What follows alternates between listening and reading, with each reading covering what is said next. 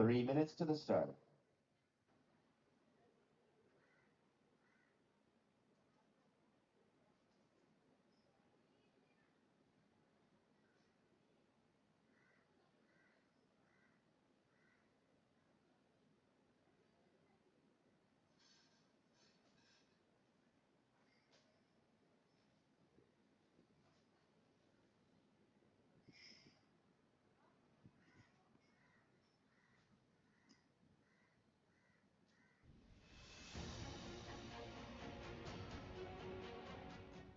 Promise isn't just made, it's lived every single day. From critical cargo to global connections, moved with precision and trust, promises kept for over 40 years, and many more to go.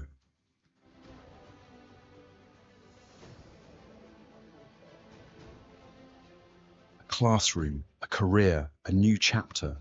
We don't just train, we transform lives. Promises kept through every learner's journey. In moments that test you, we protect what matters, from boardrooms to businesses, corporate insurance with promises kept.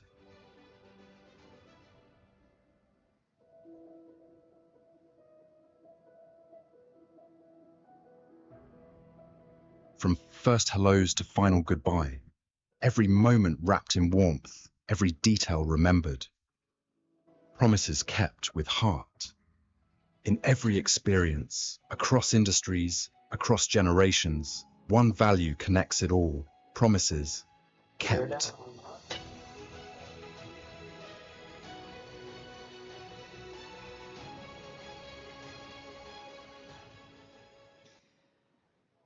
Good morning and welcome back, everyone from all over the world. We are here at Mahabalipuram, beautiful place in Tamilnadu in India for Asian Surfing Championships, and this is 4th annual special event, and this is day number 3. I'm Daiwako here with Afri. How are you this morning? I'm good, my friend. So good. So happy to be here in, well, pretty much the modern surfing place. You know, like the whole modern surfing in India started here. So it's a great place. We are surrounded by temples. We have temples underneath. So I can't wait to watch how the under 18 boys will start their heats today. All right. So it sounds like it's starting right now with the boys under 18 division round 1, heat number 1 in the water. In red, Yusuf Cayenne, blue, Shulo Jing, in green, Minjin Liu in the water. And SAFs has been improving a lot. You know, the focus had it small, but somehow, surprisingly, it's picked up overnight and just clean face, solid 2-footers coming into the lineup, peeling off the rock and just breaking beautifully along the bank. So it's conditions looking pretty good out there. Mate, I have to tell you, I was surprised. You know, coming from our hotel, it's like a 10 minutes walk on the beach. And you said it. Yesterday, the forecast was, you know, it should have been smaller Right. than today, should have been smaller than yesterday. But once I got to the shore, man, there was some proper size out there. So I'm sure these guys out there will have some fun. They'll catch some waves and showcase their surfing because, yeah, it's their opportunity to show what they can do in this age. You know, that's the good thing about the ASF tournaments. You will always have the youngsters surf together in the same tournament as the adults. So not only will they learn from watching their teammates, the older ones, but also they can show what they have in their repertoire to potentially even make it to the adults. You know, men's division and boys division were off yesterday. Yesterday was Women's Day. I'm pretty sure that they were waiting for their turns to surf in this beautiful place. And wow, look at the surface. It's just so clean, and there's so many opportunities for all surfers. And on live action, we have Surfing Blue up and riding, Shu Lo Jian from China up and riding. Nice first turn, blasted the fins out and gets the second turn in. And nice, beautiful cutback to stay in the pocket and tried to come around a section, but unfortunately didn't have a right rhythm with on the wave. But at the back, surfing green, up and riding, nice big turn, and well, stick to the landing. Almost looks like he falls off, but still stick to the landing. The beautiful ride from both blue and green. So this is a replay. What did you think? Man, look at how much of the board is actually outside of the wave. Amazing. Couldn't really finish the very last wave. You can see okay, it was with the lip, so it didn't have enough speed to go for last finish. But man, how did the surfer in green from Chinese Taipei finish his last wave, last maneuver? Look at this. It goes with the lip. It looks like, okay, that's it. And all of a sudden you see him still being on his board. Amazing. Yeah, I thought he went down with that last section, but somehow he managed to stick to the board and just come right out of it. So that's beautiful ride from both blue and green. So at the back, Yusuf is sitting out there by himself with the first priority. Yusuf Kayan, surfer in red from Maldives. It's not his first participation in the Asian Surfing Championship under 18. He was surfing there already in Maldives on home water. And tell you what, most of the surfers from the Maldives, the elite surfers, they actually have experience surfing here in India. Right. Because there's, yeah, it's kind of, I mean, super close to Sri Lanka, from here to Sri Lanka. So I'm sure, and I had opportunities to talk with one of the surfer from Maldives, but on live action, this is surfing red Maldives, Yusuf Kayan, up and riding, nice second turn, throwing a lot of sprays, go vertical off the top and come around a section. So this is the Elephant Rock, as you can see on screen. This is where wave kind sometimes, get further, but still manage to connect to the inside. There was not much offer after that, but still beautiful two-turn combination from Surfer Red. Yeah, very competitive round. You can see the Maldivian surfer was waiting for the right wave with priority and really goes full on this wave with the lip little floater and re-entry there. You know what? I was actually surfing with them last year after the Asian Championship in Cokes, together in Jails, another one of the 5-star breaks in Maldives. And, well, this guy knows how to surf, as you could just witness. And, as I was saying, Maldives, Sri Lanka, Bangladesh, India, all those South Asian countries, a lot of them at least already surfed here in India, because the SFI is really trying to not only build up the surfing in their nation in India, and specifically here in Tamilnadu in the south, but also in whole South Asia. And that's a great thing to see. This region has got so much coastline, so many talents. Right. To see how they're growing, it's a great thing. So on screen, it's a live action from Surfer Green, up and riding, a little bit caught behind, but navigating through and running down the line, gets a floater section, come around the section and goes to the vertical, hits, and just passing through the Elephant Rock. And this is the bonus section that you can get, and get the vertical off the top again. But unfortunately, it comes unstuck. But still, it was a beautiful ride. And just as I mentioned this morning, wow, surf has been pumping. Crazy first 6 minutes. Look at this. It's crazy how he actually managed to stay on that wave, that outside section, having that wobble. Right. But he saw that this wave will still build up, went for the high line, and then bam, with the white water, nice floater, another re-entry there, passing Elephant Rock, and still continuing. So very nice reading of the wave. And man, come on, who said that this swell is going to drop? This is still some amazing waves out there. Who said that? But wasn't me. It wasn't me too. But few scores locked in already. So first wave for Surfing Blue, Shu Lo Jiang comes in at a 4.83, and his first wave for Minjun Liu from Chinese Taipei comes in at a 3.67, and we have still couple more waves to locked in. So a lot of movement, a lot of actions from the beginning. So it feels like it's gonna be a big day of actions. this heat, these boys put the bar up really, really high. You know, most of the time, the first heat sort of is a scale for the next heats to come, because obviously the judges, they need to have some sort of scale to compare everything with. And if you have a strong heat like this, it really, as I said, puts the bar high. Right. Well, I'm pretty sure that they're super excited to be surfing here on screen. We have surfing blue, nice looking wave, cleaner face, nice big curve to start with. This part where we can get a little bit further here, but he is doing great to navigating through all the way to the inside and gets a floater and passing the elephant rock right there. But well, unfortunately, just a little bit of a stumble there, but still beautiful first opening curve to vertical off the top. Yeah, I really like how he maneuvered the first section, stays in the pocket. But to me, it seems like later on he was maybe a little bit too far away from the pocket, which also, you will sort of not have that push because the wave wouldn't be so vertical. But man, still nice wave, still plenty of time to go. More than 10 minutes, so this is a crazy heat. Right, it's crazy heat. So it's around about 7:30 local time here, and we are probably reaching at a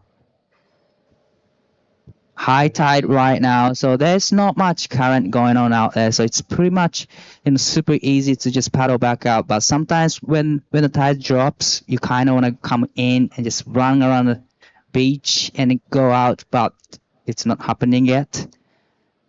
Yeah, they call the spot Temple Point, or sometimes Fisherman's Left.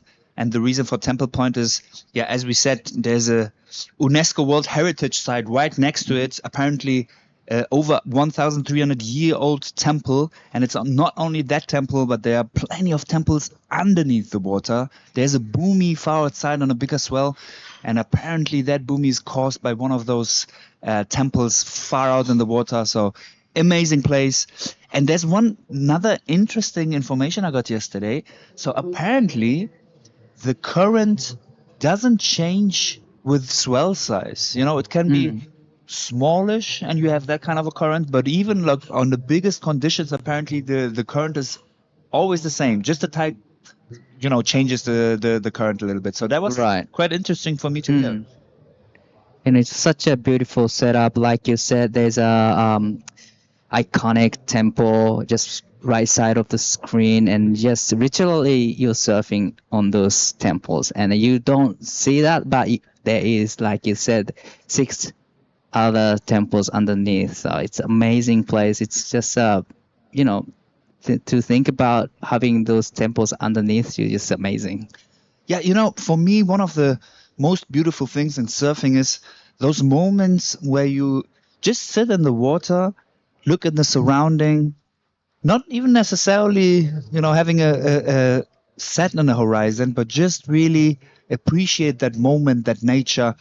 And having these temples around you really is a crazy bonus, like experiencing that over 1,000-year-old history right next to you when you're surfing. It's something special. That's a special thing about having surfing event in Asia area, because we have a lot of historical monuments and temples in kind of near the ocean side. So just like Bali, there's Uluwatu, and there's a Uluwatu temple next to it, and we have temple here. So it's a special thing about being in Asia area. Absolutely agreed. And as we said, it's just the beginning. I mean, you being from Japan, obviously you have a long history of surfing. Also, you mentioned Uluwatu in Indonesia, same thing there. But most of the other countries, they're just on the rise when it comes to surfing. Look at Maldives surfers. I mean, obviously Maldives having amazing surf, but now more and more, due to Asian Surfing Championship, you see those incredible good surfers from Maldives being able to, just surf more internationally. Surf, for example, often here in India. And then, of course, our Chinese surfer and surfer from Chinese Taipei. Since surfing has become Olympic, there was a boost in their countries too. China by now has got an incredible pool of talented, not only talented, but really full-on professional surfers. Think of CG Yang, youngest participant in the Olympic Games in Teahupo'o. Yeah, and it's hard place to surf. Like Chopo is one of the places that you need to focus and you need to have a decent practice to surf there. But she did really great job. She charges, and she said she didn't have much training at the Chopo, but so that's how we can tell that she has talent. Well, on screen we have a beautiful wave into lineup. So looks like this is surfing red from Maldives. Yusuf, nice two-turn combination and try to come around a section, and he is able to come around and get this bonus section, passing the Elephant Rock and navigating all the way to the inside. So is he going to get the last section, floats the section, and gets the completion again? So again, beautiful surfing from Yusuf Kayan from Maldives, and he's already locked in 5.33 for his first wave. Yeah, his first wave so far is the best wave scored. Right. And here you can see his second wave. Nice floater out there. Really trying to be in the critical section. Again, very beautiful floater. But in this part, he was struggling to get out of the white water. You can see he's trying to project to go a little bit higher than Elephant Rocks come. But then in the final bit of the wave, he has the chance to do one more nice finishing maneuver there. And actually two more. Right. So that will be another good score for the surfer in red. That last wave was kind of a tricky wave because it just stretched out and it just ran away from him. But he did really well to just stay in the pocket, just stay in the right part of the wave to generate the speed, and so that he was able to get a completion. So that last wave from Yusuf will be a pretty good number to me. Without a doubt. And there's almost 6 minutes to go. He's on his way back paddling. But yeah, there you can see, wow, 5.77. So again, the best wave. So he actually has the two best waves right now in this heat. All right. So last wave for Yusuf Kayan comes in at a 5.77. Now he is in the lead. In the second, we have surfing blue Shu Lo Jian from China, needing 6.27 to go into first. And third, we have surfing green Ming Jian Liu from Chinese Taipei, needing 4.64. So again, this is a round one of under 18 boys division. So first place will go straight into round 3, and second and third will be surfing in round 2. So nobody will be kicked out in this round yet. So, it's not a big deal, but still you want to be in the first place because you get the chance to surf in the round 3 and you get the chance to just stay out of the water and just chill. So this is round 1, heat number 1, 4 minutes and 30 seconds to go. And actually there's still a couple of surfers who participate in both divisions, under 18 and in the adults. That's also the case with the females. So they do have quite some time, more or less alone, with not too many other people in the spot. That's another aspect of competition that I really love. Well, it's live action, surfing green, that's beautiful, big, off the top curve, into the straight vertical off the top, fin blasted into the third. So that was a beautiful 3-turn combination already, but there's still more wall to work on for him. So a couple of check turns and try to race down the line, try to connect it to the next section and get the finish. So this is going to be a crucial moment for surfing green Minjiang Liu, needing a good score to go into first. Wow, that has to be his best wave. You can see very technical surfing, nice skill set. That was almost the air, all the fins go out again. Wow. Very critical on the lip. I mean, look, the wave isn't as big as the one from Kayan, for example, Yusuf Kayan. Right. But then the technique is picture perfect. So really nice surfing from the surfer in green from Chinese Taipei. Let's see what he will get for this wave. Nice finish with the lip. So yeah, now it's still Wow. enough time for him to pedal back, try to get another one, get rid of his probably 367 after he gets the score for his last wave. But Yeah. now it's surfer in blue, Sholu Jiang from China with first priority. Yeah, like you said, it's the small size waves. It was smaller waves, but it has a good shape on it, and I reckon that wave got more steeper section to work on, a cleaner. So I gotta say it's gonna be a really good score. And here is 7.83 for the last of green. So that put him straight into the first place. Almost an excellent wave, so amazing. You can see, I mean, look, going for the big waves for sure, you'll get the points for it, but in the end of the day, technique and flow is something the judges are really looking forward to. So that's so true. So you have to connect with that wave. You got to go with the flow, and that's exactly what he did. So now red needing 5.74, blue needs 6.27 with 1 minute and 50 seconds. So it's gonna be last exchange. Wow, it's such exciting heat from the start this morning. Totally. And the interesting thing is, Ming Jiangliu was seated third in this. Right, so he was seated in the third seated surfing. So Yusuf Kayam was seated as a third place in this event. But now he is the one who's chasing for the first place with a 1 minute and 50 seconds to go. Blue Shulo Jian has first priority and Yusuf has second priority. There's still 1 minute to go, and it looks like there's a few lines at the back coming into the lineup. So we never know. It's not over until it's over. So Surfer Green up and riding, try to get rid of the 3.67. Wow, another nice face to walk on. Beautiful second turn. Try to get rid of the 3.67 to extend his lead. He is now in the first comfortably. So now looking for the last section to hit.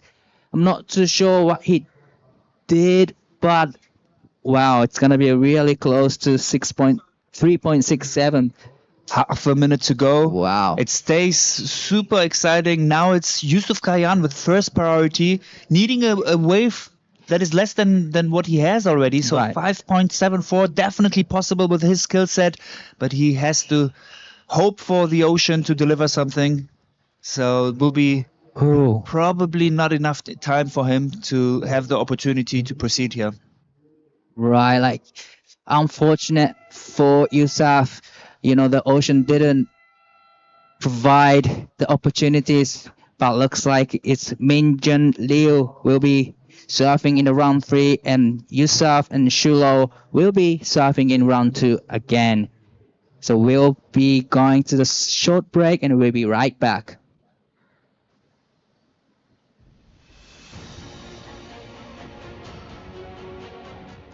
A promise isn't just made, it's lived every single day. From critical cargo to global connections, moved with precision and trust, promises kept for over 40 years, and many more to go.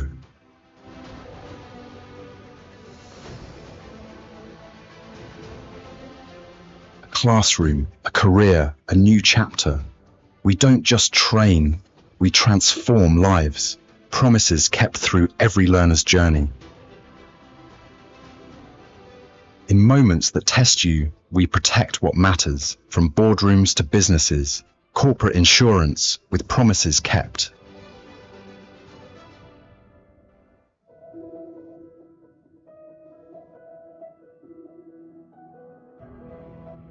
From first hellos to final goodbye, every moment wrapped in warmth, every detail remembered. Promises kept with heart. In every experience, across industries, across generations, one value connects it all. Promises kept.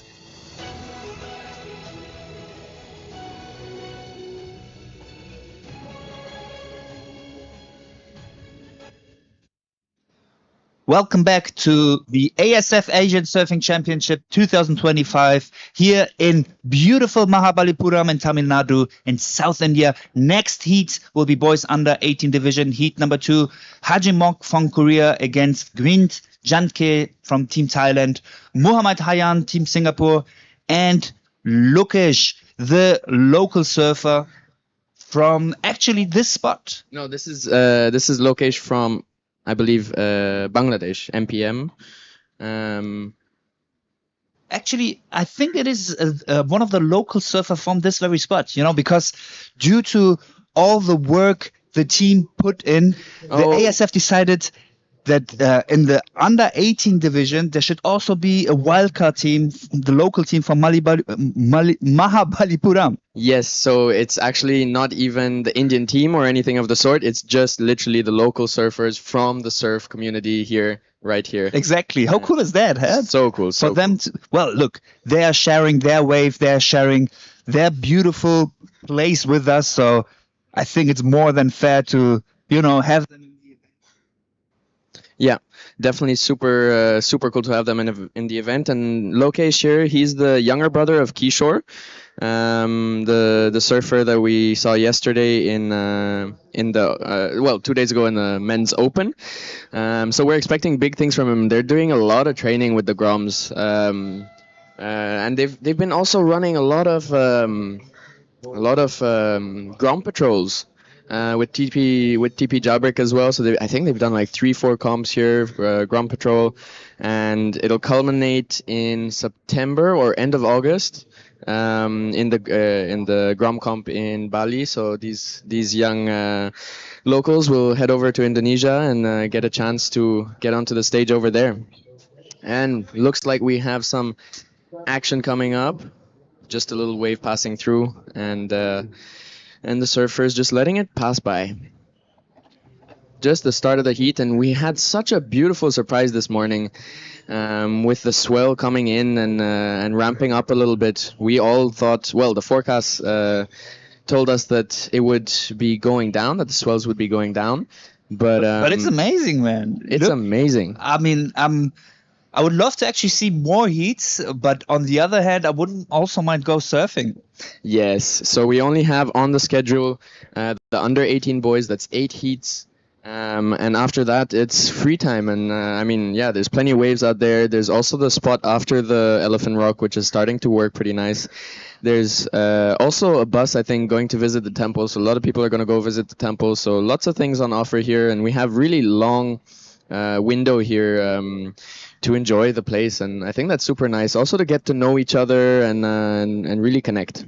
For sure, because that's part of the whole idea of the whole vibe here in the ASF Asian Surfing Championship. Up and riding the local surfer. Wow, he's pretty deep in, man. From that angle, you can almost say he was close to getting into the barrel, pumping his way down to do a nice little cutback here, and still having the speed to continue this wave. Okay, you can see he does have the local knowledge here.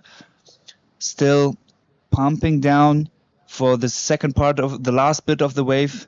And good first ride for the surfer in wide, the local surfer Lokesh. Yeah, beautifully put together. He picked a wave that stayed open. There was a nice wall at the start, and it dumped all of its energy through the first section of the wave. So managed to put some nice turns together and finish it off successfully. So that'll be a good start to the heat. Nice one. So Percy, listen, today is the day where you have to share some of your local knowledge and show us some spots around here. Ooh. All right, let's just have a look at that one. Super nice takeoff right under the lip, getting out into the open face, carving back into the pocket, gaining speed nicely, staying in the midline, going back top to bottom for another carve. And here, a third carve. That was a really nice one, putting the board on rail quite a bit and just finishing it up here. Boom. That's exactly the sound the board made. So Percy, you grew up in this region, right? Tamil Nadu? Like, exactly. In Auroville, if I'm not mistaken? In Auroville, just an hour and a half south from here. How are the waves over there? Waves over there are a little bit more mellow, especially if you get swell from the south, because it gets a little bit more kind of protected by Sri Lanka.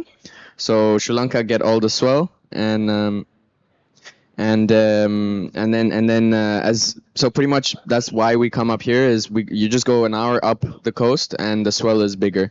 And it just keeps going like that as we go north. Actually, I've never explored further north than Chennai, but there's loads of spots up there which are completely unexplored. I'm sure there is, man. There's so much coastline in India. So much. The thing is, it's just a bit difficult because it's so far. You know, you have to drive kilometers and kilometers, hours and hours. So it's a bit of a challenge, but yeah, and also you need to find the time, you know. Okay, when are you gonna go do a strike mission? What team are you gonna put together to do it? And what's really exciting is that the SFI is putting together more contests. So they want to put, now we have 5 contests on our tour, and we want to put a total of 7. So 2 new spots that I have never surfed. Wow. Further north on the East Coast. So that's gonna be super exciting. Are you also participating in the tour? Yeah, I compete from time to time until I started commentating, but I think I'm gonna try to compete as much as I can. I mean, I really want to. So Up and riding surfer in red, Team Korea with the first cutback. Mokhajin. Exactly, trying to stay high in the line, but manages to pass that section. Another cutback for him, and here's where he really uses the lip to do Lip the line maneuver. float re-entry finish. That will be the maneuver he will get the good scores from. But yeah, you can see a little bit of wobble in the waves. It's that mix of different swells as well as the backwash coming in. You can see it especially on the takeoff there, for example. It's just wobbling all over the place. But yeah, nice little wave put together to start out his heat. I think it'll probably be his backup. He's hoping to find probably a more open wave with a bigger face to get out onto and carve and snap. There's still plenty of time, almost 15 minutes. So in this heat, since it's a 4-man heat, it will be the 2 best that will proceed directly to round number 3, and the other 2 surfers will still have the chance in round number 2. Let's have a quick interview with Dai and last heat's winner from Chinese Taipei. Hey guys, I'm here with Minjiang Liu, the last heat winner. So how is the condition out there today? Yeah, it's really good. I'm really lucky can win this heat. Yeah, you must be stoked because this morning we didn't expect this wave. The size is just picked up overnight. But how was the 7-point ride you got on the second last wave and you straight into the first place? But how was the ride? 我知道, I think it's good, but the first turn I'm not doing really good the turn, but I'm really lucky can get that way. That was a beautiful ride, and that put you into the first place, and now you'll be surfing the round 3. But I gotta ask, is this your first time in India? Yeah, it's my first time come to here. How is India so far? Yeah, it's really good. I very like here the curry. It's very good. I love curry as well. But would you like to say something to your friends, families, all the supporters from your country in your maybe language? Yeah, 谢谢大家看我这一次的比赛，我会继续努力，希望这次能够打到 final。谢谢大家。All right, thank you so much, and good luck in the next round. Thank you. All right, back to you guys. Thank you, Dai. Thank you, Minjiang Liu, and congrats. And I agree 100%. Food is super delicious. Everything is nice here. But I hope I don't offend the national pride. Percy, I have to say, the food is not really spicy here. Don't worry, I agree with you to a certain degree. I mean, if you go really local to any of the local karais, karai is any little shop. It could be a tiny supermarket or a tiny food shop. There you'll see a little more spice. But I was so surprised. I went to Thailand. I told them I was in a little shop like that in Thailand. I told them I was from India, and the woman there was like, "Oh, okay, so you want more spice?" She loaded my noodles, and I could only have 5 bites of that. I was dying. I was tearing. It was horrible. Thailand is hot. Thailand Food is is hot. super spicy. And you know what? One thing is the first spice that you feel, but the second one is actually the worst one. Yep. If you know what I'm talking about. All right, our surfer in red up and riding again. He's getting nice and busy, getting a good rhythm, going straight up into the lip for a second time, keeping the speed going down the line to stay with the wave, but it still runs away. Yeah, smart move of him to get one of the inside waves, because in the four-man heat, it takes some time until you get your priority back. So this is where you want to stay busy. Yeah, it's getting a little bit more interesting with the four-man heat. People using priority and strategy a little bit more, so that's cool to see for us, so we can have some more technical things to talk about. And here looks like some surfers are paddling priority. I'm not sure where priority is, but this is our surfer in blue with his first wave going From under the land lip with the spicy food. Oh, that could have been an interesting one, but couldn't control his board there. Just was a nice flying maneuver, but without the board, so incomplete wave for the Thai surfer. Nice wave though. Yeah, super nice, a lot of speed on it. Boom. You think he was trying to actually go up there, or he just couldn't control his board? I think the rotation on the top turn, like he didn't rotate as much as he wanted to on the top turn, and I think he was going for a turn. It's quite a big risky maneuver to go for on your first wave. True. But no risk, no reward. That's true. All right, we're seeing a little bit of a bumpy wave here, and our surfer just getting caught behind that one. Yeah, you can see there's really like some nooks and crannies in the wave, so super technical for these surfers to analyze it, pick the right takeoff spot, and get enough speed to go down the line and stay on the open face. And sometimes, to a certain degree, it's a gamble. You just have to go with it, because either the wave closes like that one just did, or can be one of the more hollower ones, the more punchier ones. So sometimes you just have to go for it. And there's still 10 minutes to go. And if you don't have priority anyway, you might as well just go for it. Yeah, I mean, the ocean is just so unpredictable, just right up to the last moment. Like I always tell my students, just analyze your waves until the last moment. All right, our surfer in green on his... No, it's the Singaporean surfer, Mohammed Hayan, on his first wave. Yeah. And we got another rider up, surfer in white from Mahabalipuram, going for a layback. Beautiful wave. He's really sticking with the waves. You can see the local knowledge. He's going all the way past Elephant Rock, and it looks like it's building up again here. I wonder if it's going to connect at some point, this wave all the way down. Going up into the lip. Yeah, you can really see that he knows how to read the wave, because I remember his first wave was also one of the more punchier ones.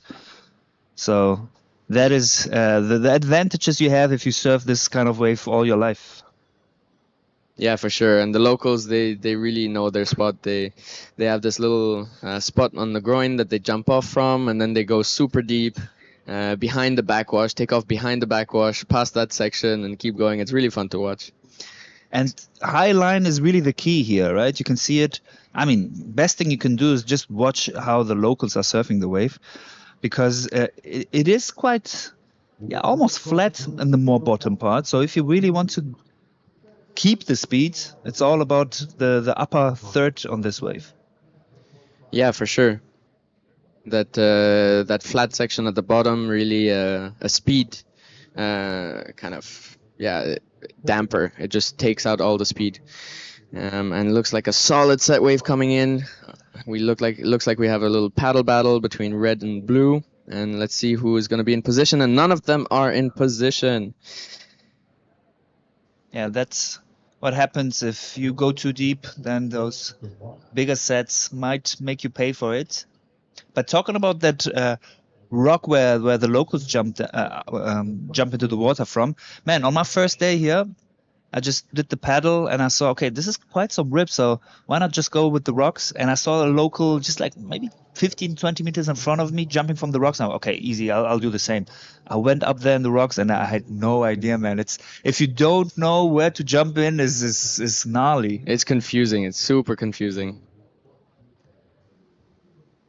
All right, situation in the water. We have a situation change. Our local boy, Lokesh, taking the lead. His last wave coming in at a... Oh, at a 4.5. So he's in the lead with a 4.5 and a 3.83, and Mok Ha-jin from Korea in second position with a 4.07 and a 3.53. Our two other surfers just with single rides for now, looking for backups.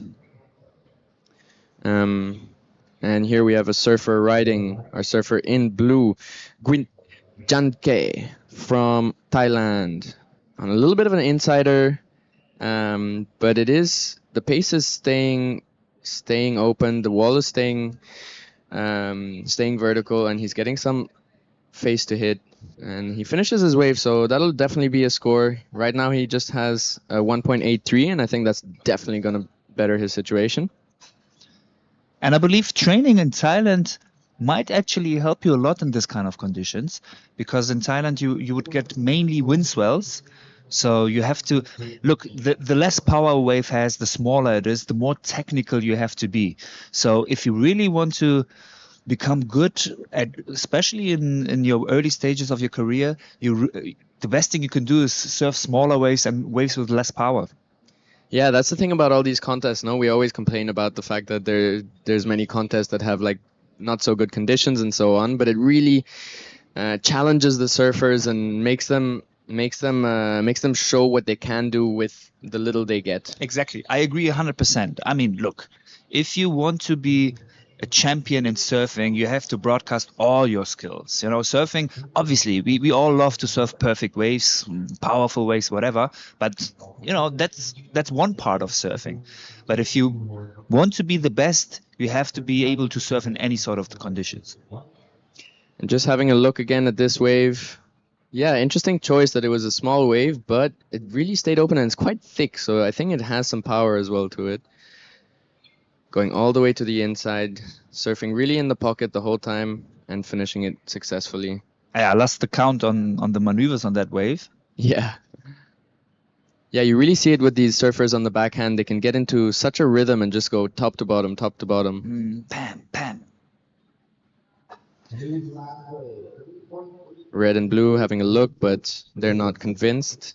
Last 5 minutes to go. And the situation in the water remains the same. Lokesh, our local boy, in first position with a 4.5 and a 3.83. In second, we have Mok Ha-jin with a 4.07 and a 3.53. He needs a 4.27 to take the lead. Our surfer in blue got a 3.83 on the last wave. He's still in third position, but only needs a 3.78 to move into second. And at the end of the heat, surfers in first and second position will progress to round 3 or quarterfinals. No, I think it's round 3, and surfers in third and fourth will go to round 2 for an elimination round. So you can almost say it's a comfy position right now for the local surfer and the Korean surfer, because not only are they leading their heats right now, but they also have first and second priority. But then again, you know, there are waves not only coming in the point, but also more in the inside, and the inside ones are sometimes even more powerful. So still, both surfers, blue and green, have the chance to get one of the better waves. And red using priority on this one. Up into the lip for a re-entry, and it'll just be the one turn. I'm not sure if that was the right call with first priority and less than 3 minutes to go on that kind of wave, because at least from here, from the booth, from the cameras, it looked like you could see that this wave wasn't really delivering. But then again, on the lineup, you never know. The perspective could be different. Yeah, and what surprised me was that his competitor in green or white, was it, didn't even sell him on the wave. Really, he wasn't even looking at it. So it was fully up to red to go on that one. So that means more chances for the Thai surfer. He needs a 3.78. So definitely a score that he can produce. His second wave already was a 3.83. So with this choice of Mok Ha-jin, it keeps heat number 2 and round number 1 of under 18 boys still interesting and exciting. Yeah, and for all of you watching live, just a little bit about strategy and using priority. Oh, wait. right after that, because we have our surfer in blue up and riding on an open face. That's his chance to get first or second and proceed to round number 3. He doesn't need much. He just needs a 378.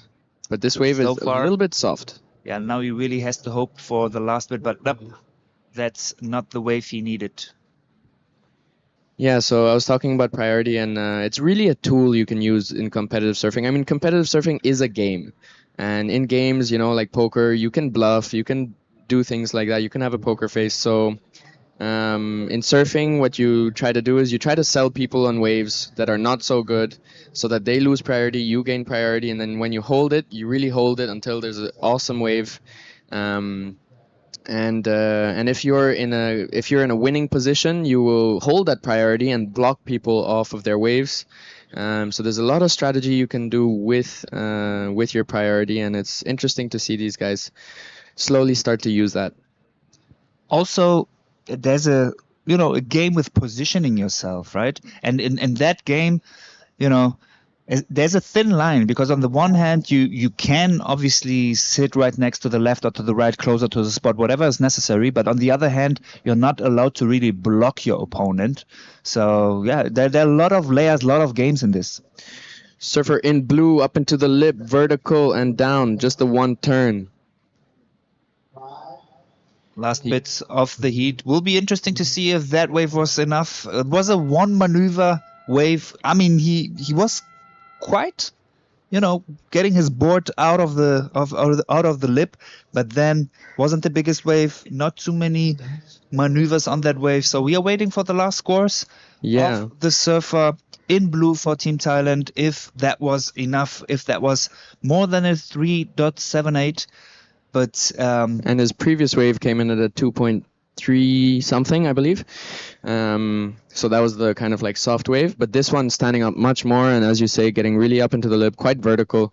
So let's see where it goes. And like we were talking yesterday, the judges aren't necessarily looking for quality. They're also quantity. They're also looking for quality. So sometimes if it's just one turn, but if it's a really good turn, they will reward that.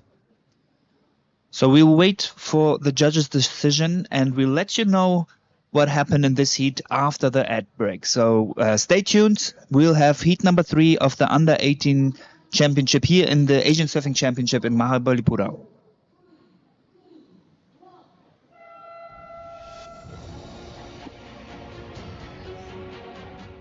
A promise isn't just made, it's lived every single day. From critical cargo to global connections, moved with precision and trust, promises kept for over 40 years, and many more to go.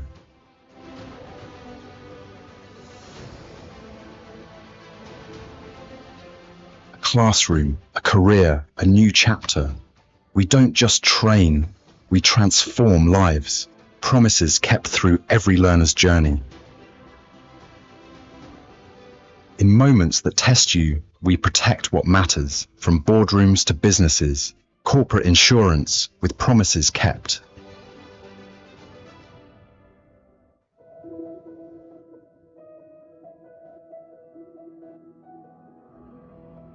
From first hellos to final goodbye, every moment wrapped in warmth, every detail remembered. Promises kept with heart. In every experience, across industries, across generations, one value connects it all. Promises kept.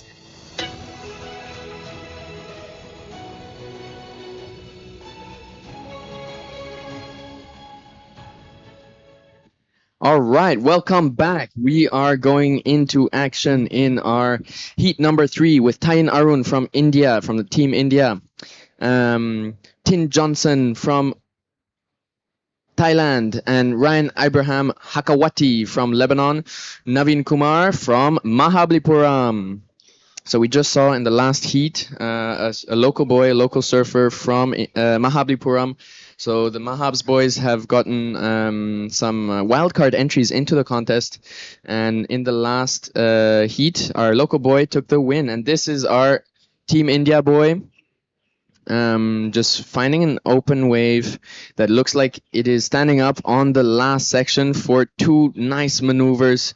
I wonder what he did on the first part of the wave, and damn, this wave is still staying open.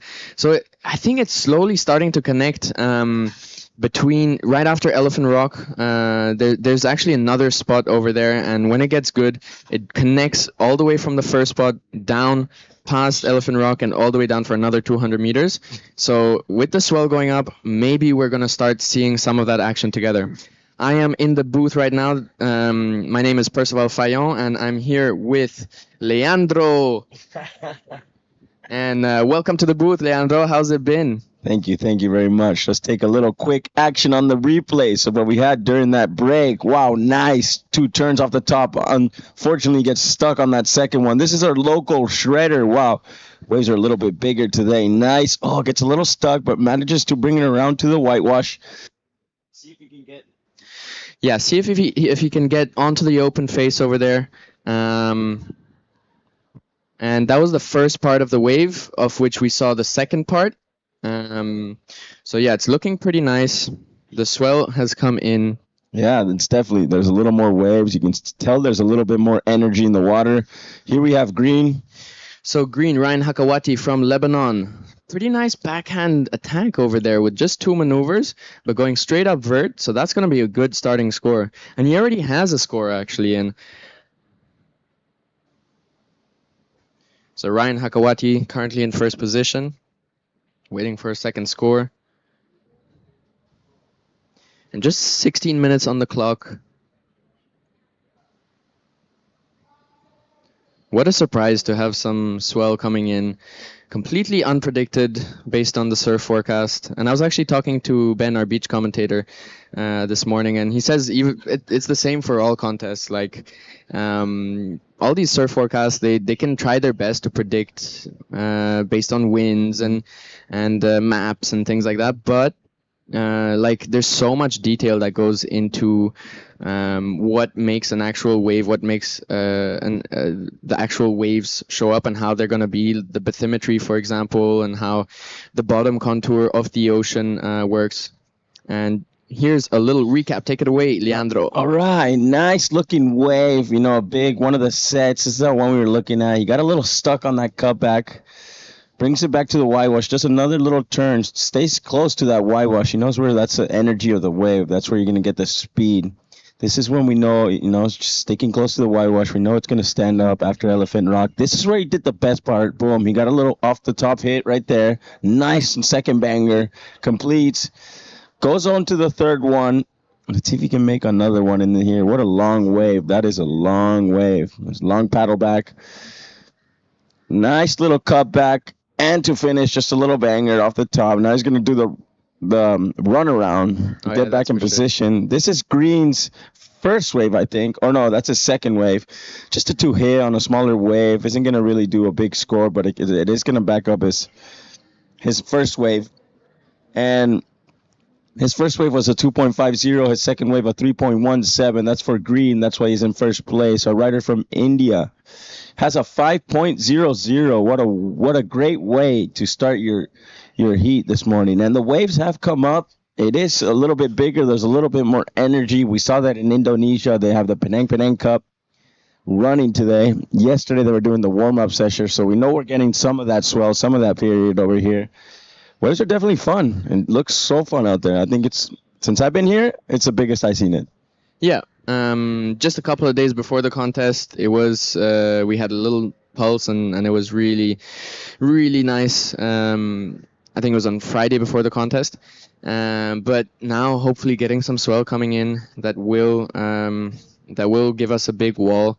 And if that swell does come in, I do see, especially also on a lower tide, I do see the wave starting to connect where it passes not under the rock, but over the rock, like we saw a little bit yesterday afternoon with Siki floating right on top of Elephant Rock. And then that wave can connect for another 200 meters, so that will be crazy to see the surfers go on leg burners all the way. And our surfer in blue, Tin Johnson from Thailand, with the backhand attack.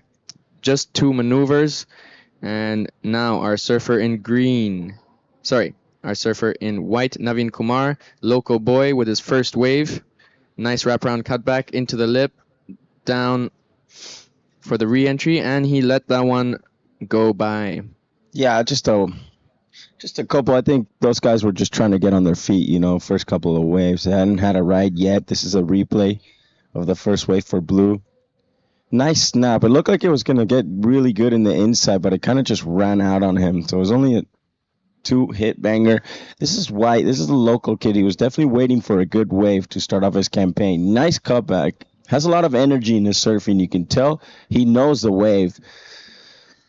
A little bit bigger of a wave, he's smart too. He pulled out of that wave knowing it didn't have that much potential. So he's pulled out, went back out to the lineup. He knows everybody doesn't have any high scores in this heat so far. It's up for grabs for anybody. So a smart decision by our local boy Naveen Kumar. Yeah, totally. And this guy, if you see him on the free surfs, he's like always in there in the free surfs, and he's sitting the deepest. He knows the spots so well. Takes off on those waves that you would think are unmakeable, and just drives it through all the way to the finish. So it'll be exciting to see him on some waves. Yeah, definitely. It's the best you can learn from is the locals. Just watch what the locals do. Watch what wave they get. Watch where they sit. Why did they choose that wave? Why did they choose to sit there? It's super important, Whenever you go surf a spot for the first time, just check out what the locals are doing, Check out what rock they jump from. Check out where they run. Where do they go on what wave they go on the set, Everything. Even when the way they paddle back out. They paddle back out maybe wide instead of fighting that current. So those are all key strategy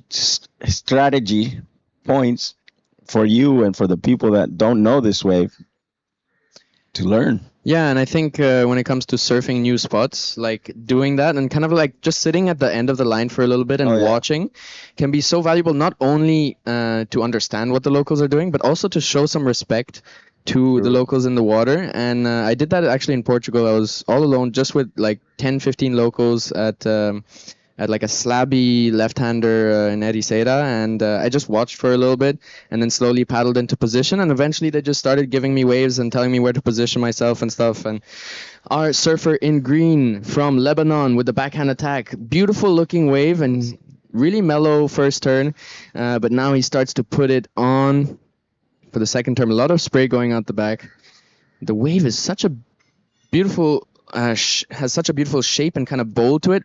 Just missing the last maneuver there, digging a rail and a nose. Yeah, not bad at all for Ryan. Let's look at that replay. Nice hit off the top. Went a little straight. I like this maneuver. Wow. Putting a little more slash, taking out a little more water, extended back foot. His backside is really smooth. You can tell he has a really smooth style of surfing. I would recommend maybe just getting a little bit more lower, getting a little bit more compressed, but his surfing is there, his surfing is style. He's surfing really smooth. He's got really good technique. That's live action. Tin Johnson from Thailand. So in the water, we got India, we got Lebanon, and we got Thailand. We're still waiting for last wave of Ryan, right? Or no? Still waiting for the last wave of Ryan. Yes. Well, he only has 2 scores in, so yeah, I'm pretty sure he rode at least 3 waves. We got last wave of Tin Johnson, which is this one right here. This is a 3.60. With just 2 turns, but just putting a lot of power into it. Yeah, sometimes the biggest waves aren't the best ones, I really like the wave Ryan took off on that last one. It was really clean, had really nice canvas, Yeah. It was smooth. It wasn't... Usually when you get the big ones, it can go out to that flat section. It can go to that white section, and there's weird sections, and it's harder to read. Where the little ones, you could just tee off next to the whitewash and just smack it all the way across. Oh, yeah, totally. We saw it in the first heat with... check out the paddle battle, boys. For priority 3 and 4, we have blue and green paddling for the priority. Who'd they give it to? They gave it to green. Oh, wow. So he was on the outside, and I guess that made the difference. And our local boy, Naveen Kumar, taking off on an inside drainer, looks like. There was a wall, but he wasn't really able to get up into the lip much. on the first section, just running after the section. Now it's standing up, going for a float. And that one. Yeah, that's gonna be Tain's best wave so far. Or Naveen. This one was Naveen. Oh, that was Naveen? And white? Yeah, sorry, Naveen. That would have been a nice spot for a hit. Yeah, he kind of went out far on the wave. Nevertheless, it's good to get two waves on the board. Start feeling it. Those first heats, we always talk about that. You wanna maybe stay active in those first heats, because the longer you wait, the more kind of anxiety and pressure it builds. So in these first heats, after waiting, this is the third day of competition. These guys have been waiting a while to serve, so you kind of just want to stay active. And Tayin on a nice looking set wave.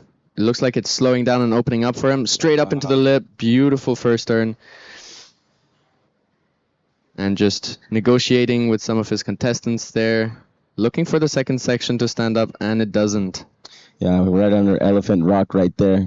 I mean, those are some of the ways where you can decide to go over or under, but usually it's better to go under than over. Yeah, it really depends. It depends, but it is kind of sketchy to go over the rock. Under is a little more safe. Bigger set, nice first turn right here. Boom, gets a lot of spray out the back. He's trying to find that second section. Kind of has to navigate through those whitewash and his fellow competitors, and unfortunately, he closes out, but it's going to be a good backup on his 5.0. True, he only has that one wave so far. He only has that one wave, which was a 5.07, and his backup comes in as a 3.17. So he is in the lead, 8.24. Smart surfing by our surfer from... Where's he from? Oh, he's from India. Tayin is from the next spot over, so from Kovlong. And that wave comes in at a 4.23. So all right. I was confused. I was looking at someone else's wave. Yeah, so 4.23 just for that single maneuver. Because it was a bigger set wave, he went straight up into the lip. Yes. And he takes the lead with a 5 and a 4.23, 9.23 total. Super exciting. Imagine if he would have just done that one hit off the back and kicked out, instead of riding it all the way in, and he would have already had a 5 and a 4.3, so that would have been smart surfing. Yeah, so sometimes it's not we talk about this during the whole event, we're talking about how it's not the quantity, it's the quality. These judges want to see you go big in the first part of the wave. I strongly suggest where you can get speed in that first part of the wave and do one big turn or two big snaps or one huge carve or something out the back, All right, and we got Afri with the last heat winner for the interview. So see you back after that little intermission. Percy Lily, I'm here with Lokesh, last heat's winner, and he's one of the local boys. In this event's under 18s, Mahabalipuram has got their own team. So my friend, tell me, when have you started surfing? 8 years. 8 or I think 8 or. And you told me you're surfing pretty much every day? Yeah, every day. So that means you have waves every day in here? Not every day. Sol will be big now. Here is good. How was it different for you to surf a spot which you almost surf every day all these years, but now all of a sudden surfing in the Asian Surfing Championship? Yeah, very nervous, the Asian Championship. Okay, but you know what, my friend? We didn't really saw that you were nervous because you had perfect wave selection. One could really see that you had the knowledge. So tell us, how did you choose to pick those waves? Yeah, first one is little small. Second one is big. And were you expecting it to build up at the end? I think, yeah. Awesome. Anything you want to say to your fans and friends around here? Thank you for everyone support me. Thank you, my friend. All the best. Looking forward to see you surfing again. Back to you guys. Thank you, Afri, for that interview with the local boy, Lokesh. I had it wrong on the first one. Lokesh is not the younger brother of Kishore. He's just another boy from Mahab's Kovlong. And yeah, He's always in the lineup during the free serves. Super cool to see him win that heat and on the interview. And during the break, we saw some really nice action from our surfer in blue, Tin Johnson from Thailand, with a huge smack off the back, releasing the tail, and he keeps going. Wow, yeah, first two turns, that second one got a little more release. Can he finish this wave off? Oh, can he manage that whitewash? That was going to be definitely the best wave for him, but we still got some more action. We had another one from our surfer in red who was in the lead. Little smaller wave, but it's got a clean face. These little smaller ones can be cleaner. They can have that stand-up face, at the beginning where you can do two really big turns. Oh, gets a little stuck. I don't know if that's going to factor in his score right now. He's got that 5 and that 4. I don't know if that's going to be better than the 4. Blue's definitely going to improve on his wave because that last wave for Blue was really good. Although he did get a little unstuck, he did get a little out of position on his second turn. It was a really radical, and he put it in the most critical part of the wave, so the judges are really going to like that. Yeah, I mean, you can see that he was really taking the risk, He was attacking that wave.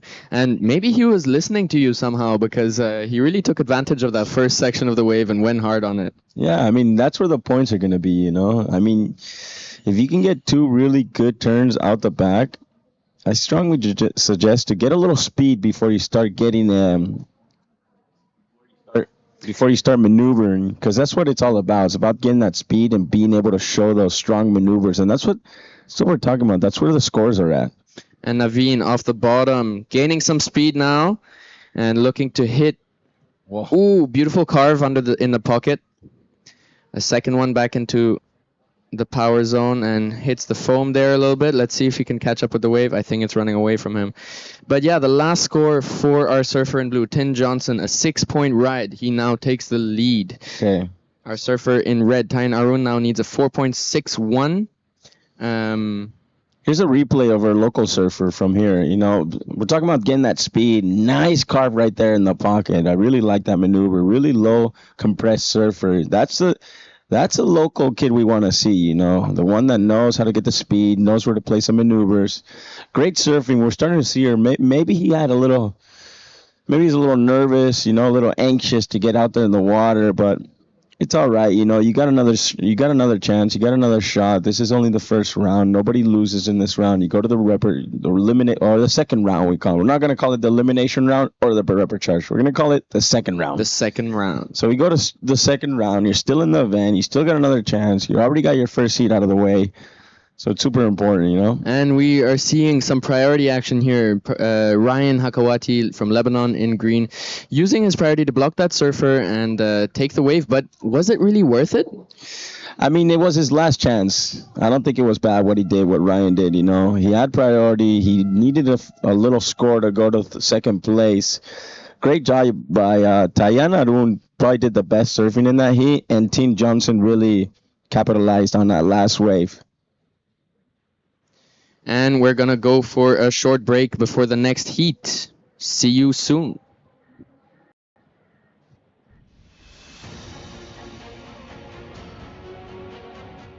A promise isn't just made, it's lived every single day. From critical cargo to global connections, moved with precision and trust, promises kept for over 40 years. And many more to go.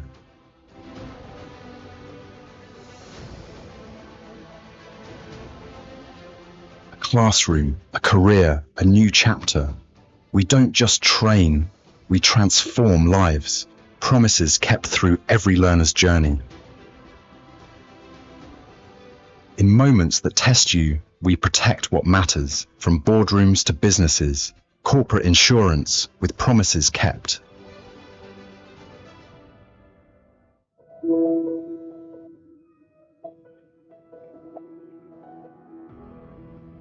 From first hellos to final goodbye, every moment wrapped in warmth, every detail remembered. Promises kept with heart. In every experience, across industries, across generations, one value connects it all. Promises kept.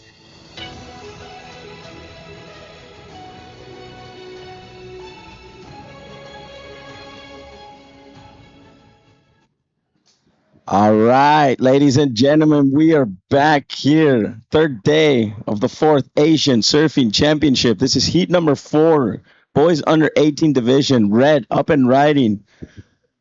Kayan Arif. A lot of action today. A lot more waves than yesterday. This is Leandro Suna, also known as Lele. Talking next to me is the one and only Yada. So much style, so much grace. What is going on? Buenos dias. Buenos dias. What a beautiful morning here in Mahabalipuram. The waves are absolutely firing. I feel like it grew in size since the past 2 days. This is, yes, the under 18 boys division.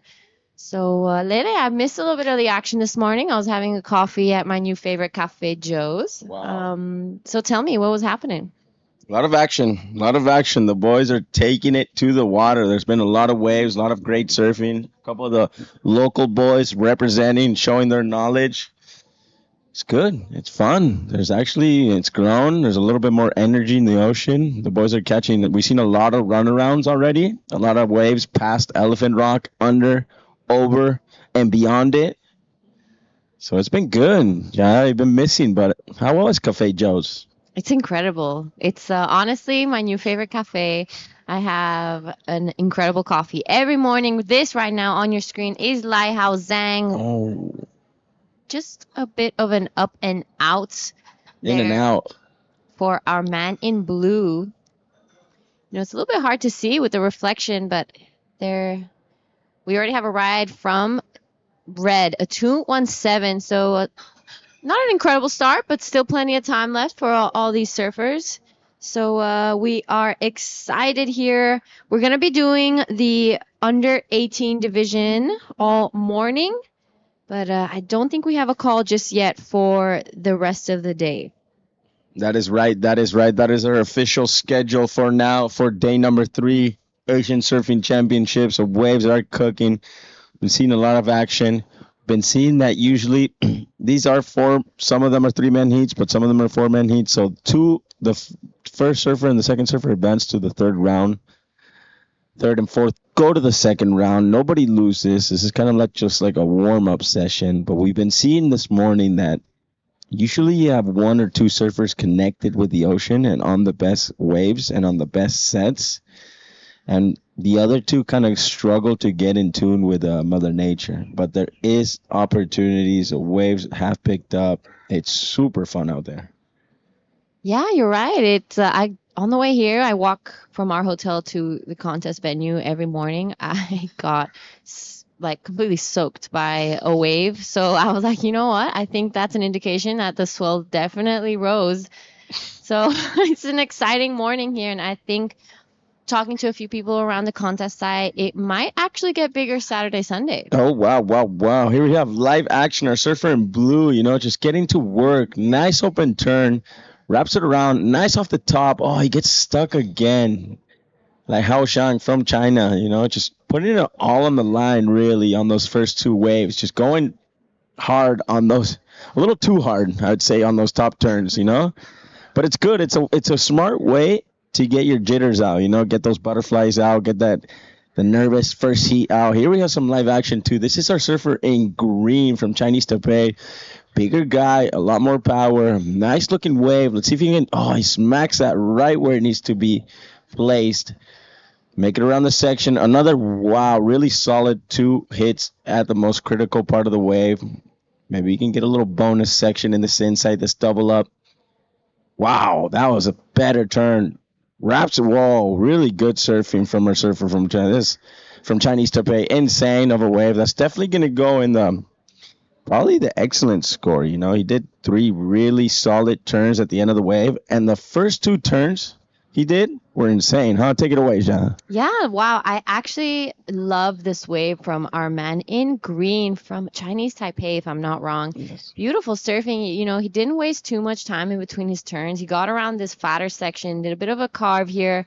And here when the wave starts to pick up again, you can really tell he goes tight in the pocket, that big fan of spray out the back. So beautiful wave here from our man in green. And he was feeling it. You could see his body posture. He was standing up tall. So good stuff. Yeah, good stuff. Really strong surfer. You can tell he has a lot of power to be a boys under 18 division. surfing like an Yeah, like my good Aussie friends say, he's a bit of a unit. He's a unit. I love it. I love it. But those last 3 turns were so solid, back to back, in the pocket, a lot of spray, one stronger than the other one. It's going to be a great wave. It's definitely going to be the way you want to start that heat. Yep, and that was his first wave, you're right. So he's going to be feeling pretty confident. I'm excited to see how he's going to back this one up. It's not that easy out there. We've been seeing a bit of a backwash throughout the waves, especially once they get closer to Elephant Rock. There's that second wave that kind of comes sideways on. So he handled that really nicely. Yeah, definitely. There is a little bit of bump. We are on a high tide right now. The moon is going full, too, I think on the 9th, because I heard there's a couple parties going around town on the full moon, which is Thursday. But the waves are picking up. There's a little bit of energy. We know there's waves all around the world right now. Australia's huge. Chopu's huge. They're doing the Penang Cup. I don't know how it is in, I think Argentina's pretty flat right now, but that's usual for us. I know. I did see a couple clips from yesterday and today. Penang is looking really good right now. So don't watch us first and then head over to the Penang Cup. That is right. 9.60. Let's talk about this wave first. This is a rider in blue.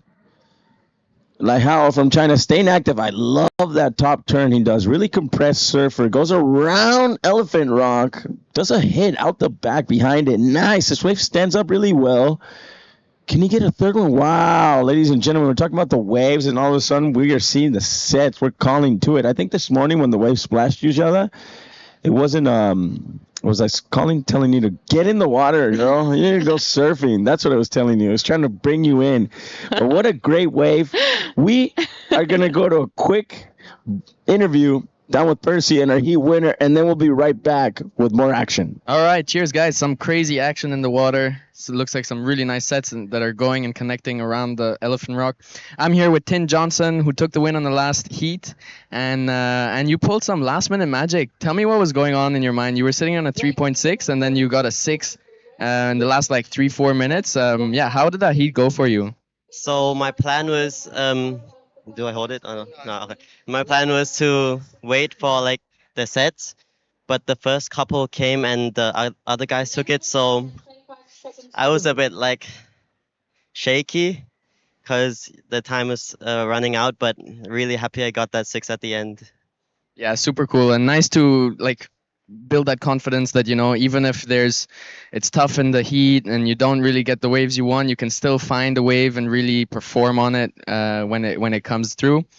Tell me a little bit about how the wave feels compared to your home breaks. So it's actually quite similar to a break in Thailand called Galim. It's like a right-hander, but it's a reef break. But yeah, similar power and yeah. That's one of my favorite waves in Thailand too, so it's really fun to have a similar wave here. Super cool. And tell me a little bit about your mindset going forward for the next round. You're into round 3, so you have a little bit more time to rest. Today there's not much action, so you also have some time for free surf and stuff. What is your mindset going forward? My mindset is just heat by heat, not really thinking about going to the final. I'm just thinking about getting through the next heat and how I need to do that, what waves I need to get. Yeah. Super cool. Yeah, wave selection is super important in this spot. It's quite tricky out there, right? There's different takeoffs. The takeoff with the backwash is quite complicated and stuff. Do you feel like you're slowly figuring the spot out by spending more time in it? Yeah. The first day I got here, I was still getting used to the wave, the kind of backwash that hits off the seawall, but now I'm getting used to it. It's really, really fun. Nice. And how does this board feel for you? How many did you come with? A few boards, and why did you pick this one? So I actually came with 3 boards, 2 PUs, and this is the only epoxy. My last men's heat I used the PU, and it's felt a little bit slow because this wave really runs down the line. So I tried the epoxy yesterday and it worked really well, so I use it for this heat. Super cool. It looks like a really fun board. Bit of volume on the front to paddle, and I don't know what's on the tail, but probably like a squash tail or something. Oh, round pin tail, beautiful. That must be super smooth in the transition. So yeah, super nice surfing, and hope you're having fun here in India. And do you want to say anything to your friends and family back home? Yeah, I just want to say thank you to my parents and all my family watching back home. I hope I can take it all the way. Yeah, he's been ripping. It's been super fun to share the free surfs with him as well. Good luck with the rest of the contest and have fun. You. All right, we are back. We are back. What a beautiful interview by Percy and our last heat winner. We are straight into action. This is our surfer in blue. What an interesting and competitive heat this is. I think wow, nice top turn right there. Sticks it around. Unfortunately, comes unstuck, but his surfing is getting better by better. He's building the house, he's getting a little more loose, starting to feel the confidence. Our surfer in green, first wave, highest wave of the day, of the contest so far, 9.60. We'll keep talking about green, but let's retake this on blue. Shala, what did you like about this wave? Yeah, so this wave from blue, he caught that previous one that was incredible. Beautiful open face carve out. This is a replay of the one we saw earlier, actually. So love this wave. That was actually the first time I saw someone go around the back of the rock instead of in front of it. He finished it off super strong, really nicely done.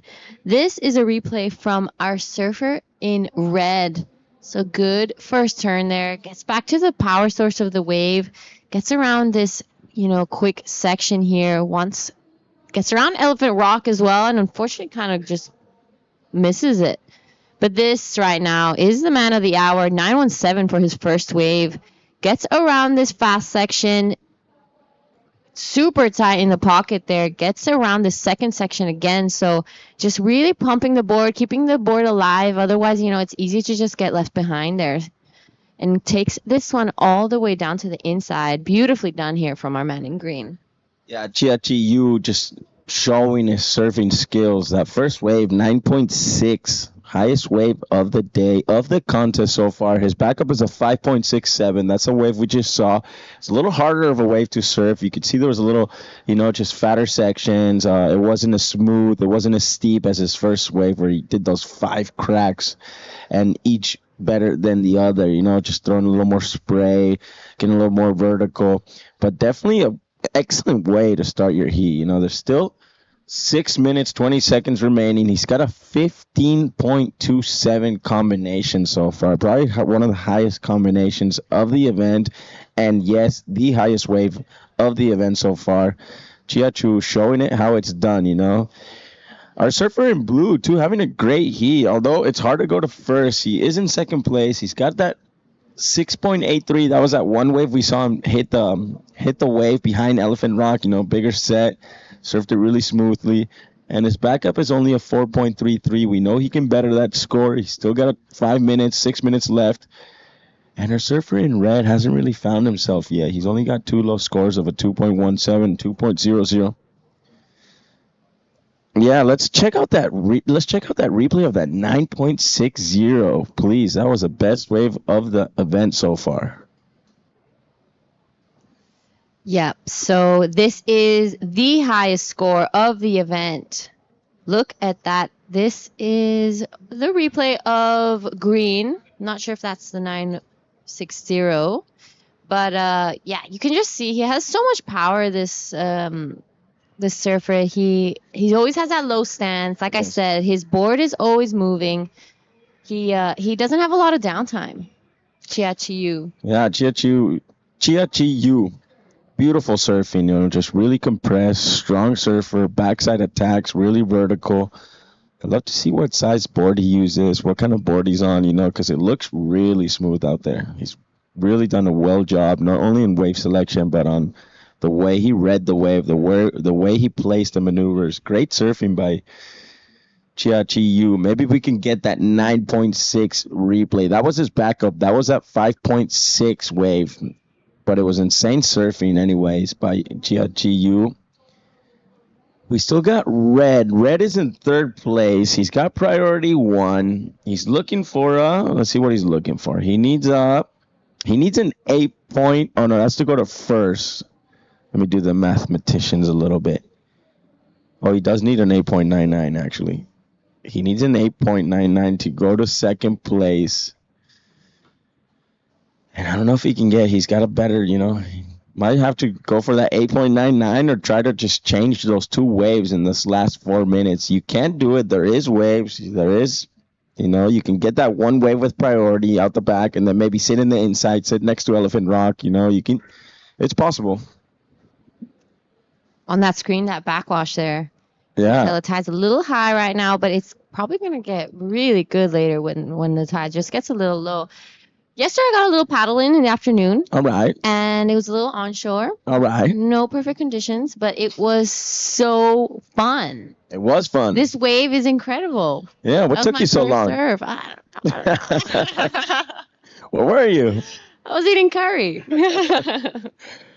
Jada taking the advantage of her time in India, she's loving it. Just can't get enough of the tourist life, Just go check out the temple, go check out the cafe. She wants to go shopping today. Went surfing. She's done all of the above.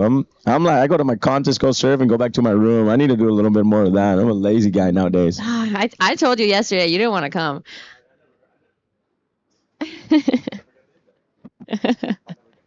You see, the universe is telling you that you did get the invite. Don't lie. I didn't respond.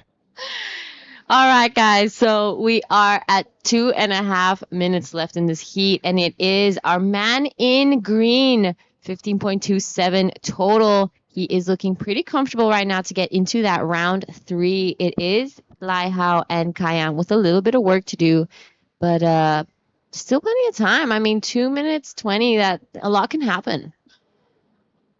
Yeah, most definitely. A lot can happen. There's still 2 minutes. It's going to be hard to get over first place. This is a replay we wanted to see. This is at 9.60. We saw that he can attack the lip really good. Put that board at 12 o'clock right next to that whitewash. That's what the judges want to see. Those were some 2 good first turns. But this, ladies and gentlemen, is where we got that action. Bam! Big fan out the back. Does it again. Wow, that one was even stronger. And nice finish. Did a little more vertical. Really like those 3 last turns. Those 3 last turns were probably where the 7 points were at. And in the first 2 turns, he did a little 2.6 extra. But you know what? There's a lot of scoring potential in the inside as well.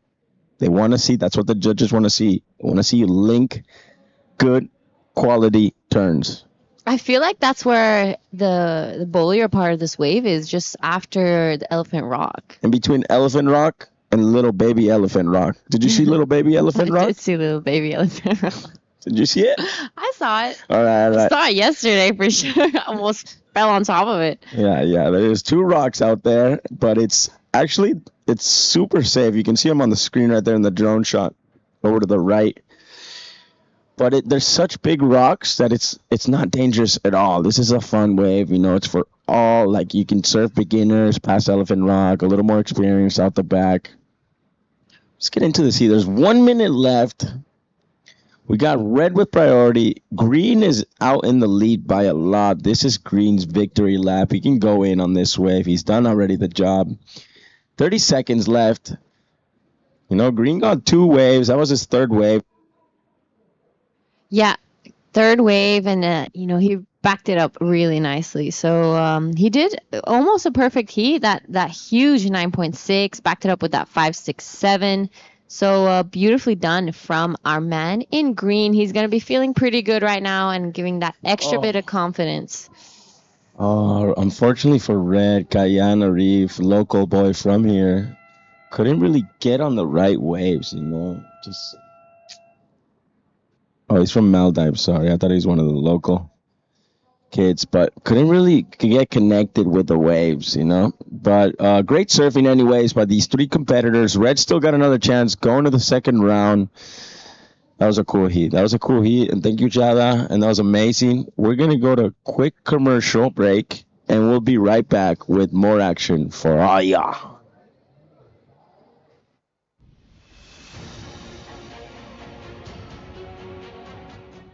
Promise isn't just made, it's lived every single day.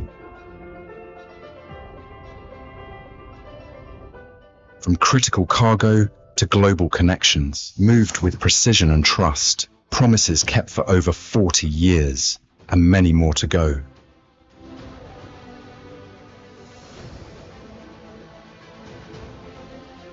A classroom, a career, a new chapter. We don't just train, we transform lives. Promises kept through every learner's journey. In moments that test you, we protect what matters, from boardrooms to businesses, corporate insurance with promises kept.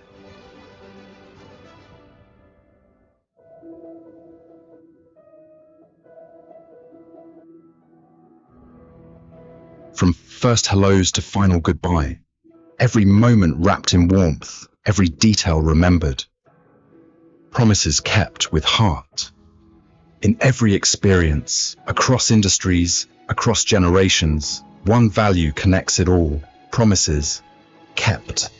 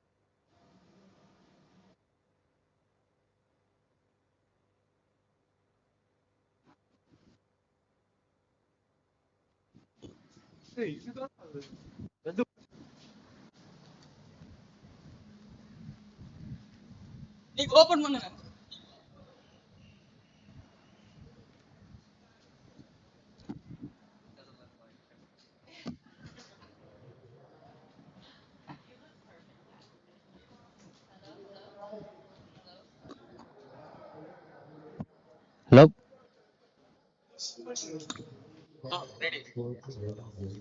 All right, welcome back, everyone. This is day number 3 of Asian Surfing Championships, Mahabalipuram in Tamilnadu in India. So we are now into boys under 18 division heat number 6. Sorry, this is heat number 5. We have surfing red Yasin Nasheed from Maldives, in blue Youssef Fadili, in green we have John Chen from Chinese Taipei. And 3 minutes in, so we have still 17 minutes and 20 seconds to go. So already a few scores locked in this heat, but this is a replay of last of red Yashin Nasheed locks in 5.83. Nice, good first turn and second turn. He's just trying to keep himself busy, and he gets to finish. So that was a short ride, but still great combination from surfing red Yashin Nasheed. He is currently in the lead. So this is round 1 of under 18 boys division. So we're gonna be running all those heats for under 18 boys, and I'm pretty sure that's a wrap for the day. So a couple more heats and it'll be finished. But the surf condition has been improved overnight. We were expecting a smaller day today, but that surprisingly it picked up, and nice beautiful right handers just breaking along the bank, peeling off really clean. And here is an action. So for green up and riding, nice big off the top curve to start with, and straight into the second, and try to navigating through to the inside. And here is the wave started to step up. Unfortunately, it comes unstuck, but the back something red up and riding again on the one of the set wave, just passing the elephant rock, just trying to connect it to the inside. There's a bonus section here, and it gets a big finish, but comes unstuck. So no completion, but still on a bigger wave, and managed to put a couple of turns in. So that's great surfing. All right. Thank You're you back. so much. I'm back. All right. With that, as there's a quick break in the action, we'll get some replays later. We're going to head down to Lele and the winner of the last heat.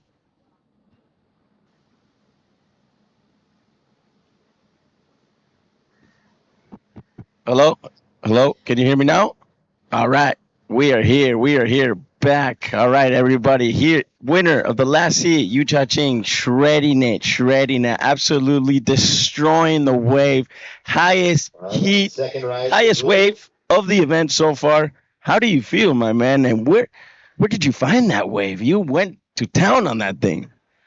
Super stoked to have that wave. I was just like waiting for the waves, trying to get first priority, and then end up like the two opponents surfed it, their first wave, and I just saw that one come in, and then I was like looking for the section and find it. Super stoked. It's like, Yeah, I want to know, have you ever been here before, or do you train anywhere back home to get in touch with this little right hand point break? this is my first time here, but my home break in south side of Taiwan, it's a right like this too. It's a right hander, super similar like this. Yeah. Awesome. Well, you're surfing amazing. You want to tell me a little bit about your board, what you're using, where you get your boards from, and is this your magic board? Are you gonna keep this on ice for the rest of the event? Because what you did was amazing. Yeah. Well, this board is from Surfer and Surf Shop. It's a Sharpeye 77, 510, 28 liters. It's super sharp, super good. And yeah, this is my magic board. Yeah, it definitely is. You're looking amazing out there. Just congratulations. Get some rest. And if you want to say hi to anybody back home. Thanks everyone for supporting me, watching me on live, and thanks Surfer Inn and Vast Life to sponsor me to come here, and then thanks to CTSA to make us come here too. All right, everybody. That was our last heat winner. Highest wave of the event so far. Thank you. Stay in tune with more action. Back to you guys. Oh, thank you so much, Lele. 9.60, beautiful wave. Wow. He just did 3 huge turns on the inside, just past Elephant Rock. Big fan of spray out the back. Look at that. Epic little ride there. Right. That could be surfing blue, I guess. Yourself Fadil up and riding in a smaller size wave. So a nice ride from surfing blue, I guess. Like other days, we have a sun out, really, really warm weather out there today here in India, here at beautiful South Point. All right, this is a replay of Last of Red. He's, keep himself really busy. Just wave after wave, he's getting those sets, inside ones. So this is one of the sets he was on a little bit before, and he gets this last section to hit, but unfortunately he comes unstuck. Wow, that was a huge carve from Surfing Green. He's already locked in 4.83 and 5.67, so this might be a 5.67. I think that was a 4.83 from the previous wave. All right, so a couple replays being thrown around of what we missed as we were watching the interview. But I'm loving the scene here from our man in blue. He's Right. Youssef Fadi from Saudi Arabia, just not giving up. He's on that shore. He wants to represent his country out here, and he's must be just super excited to be here. Super excited to be here, right? That's true. Just to, put the jersey on, that feels honored and, super excited thing. It doesn't happen usually in the, daily life. So And he's on live actually. Everyone's watching him, cheering out for him. So Yeah. all the countries will be watching his surfing. So this is a great moment for his surfing career, I guess. 100%. He must be super, being here with the team and having that team supporting you is there's no better feeling to it. Sometimes I feel like surfing is such an individual sport, and like you're out there in the contest, you travel by yourself, you're staying by yourself, you're in the heat by yourself. So these formats that kind of bring it into a community sport and make it a team sport Right. is really special. So every time you finish a wave or you do something that might have been a mistake, you hear your team cheering for you on the beach, and you know that you have them there for you no matter what, is incredible. Definitely, and to me, and that's how like Brazilians getting stronger and stronger each year, because they stick together, they travel together, they support each other, and they know that they sometimes in the same heat, but they stick together, and that's I think how they built a lot of confident and stronger team. You're 100% right. There is, that's practically the formula. A lot of Right. healthy competition as well. So this right now on your screen, John Chan, Wow. big opening first turn there, wraps it around again. Huge fan of spray for that first turn. So he's going to try take this one all the way down to the inside, and right behind him, Yasin Nasheed. So we've got a flurry of waves right now. Couple scores to come through. Yasin Nasheed as well, finishing that one off. I heard some cheers. So back to that team spirit and that team community. Wow, we've got a great heat in our hands. On the base, there's a lot of supporters, all the teammates just cheering you. Probably they can hear your voice in the water, but this is a replay of Last of Red. So we'll see what he did on the last section. Wow, he gets a big completion there. So now he's in the second place, but that's going to be a great number. So this is a replay of Last of Green, but the first turn, I really love the big curve to start with, and he put another big curve.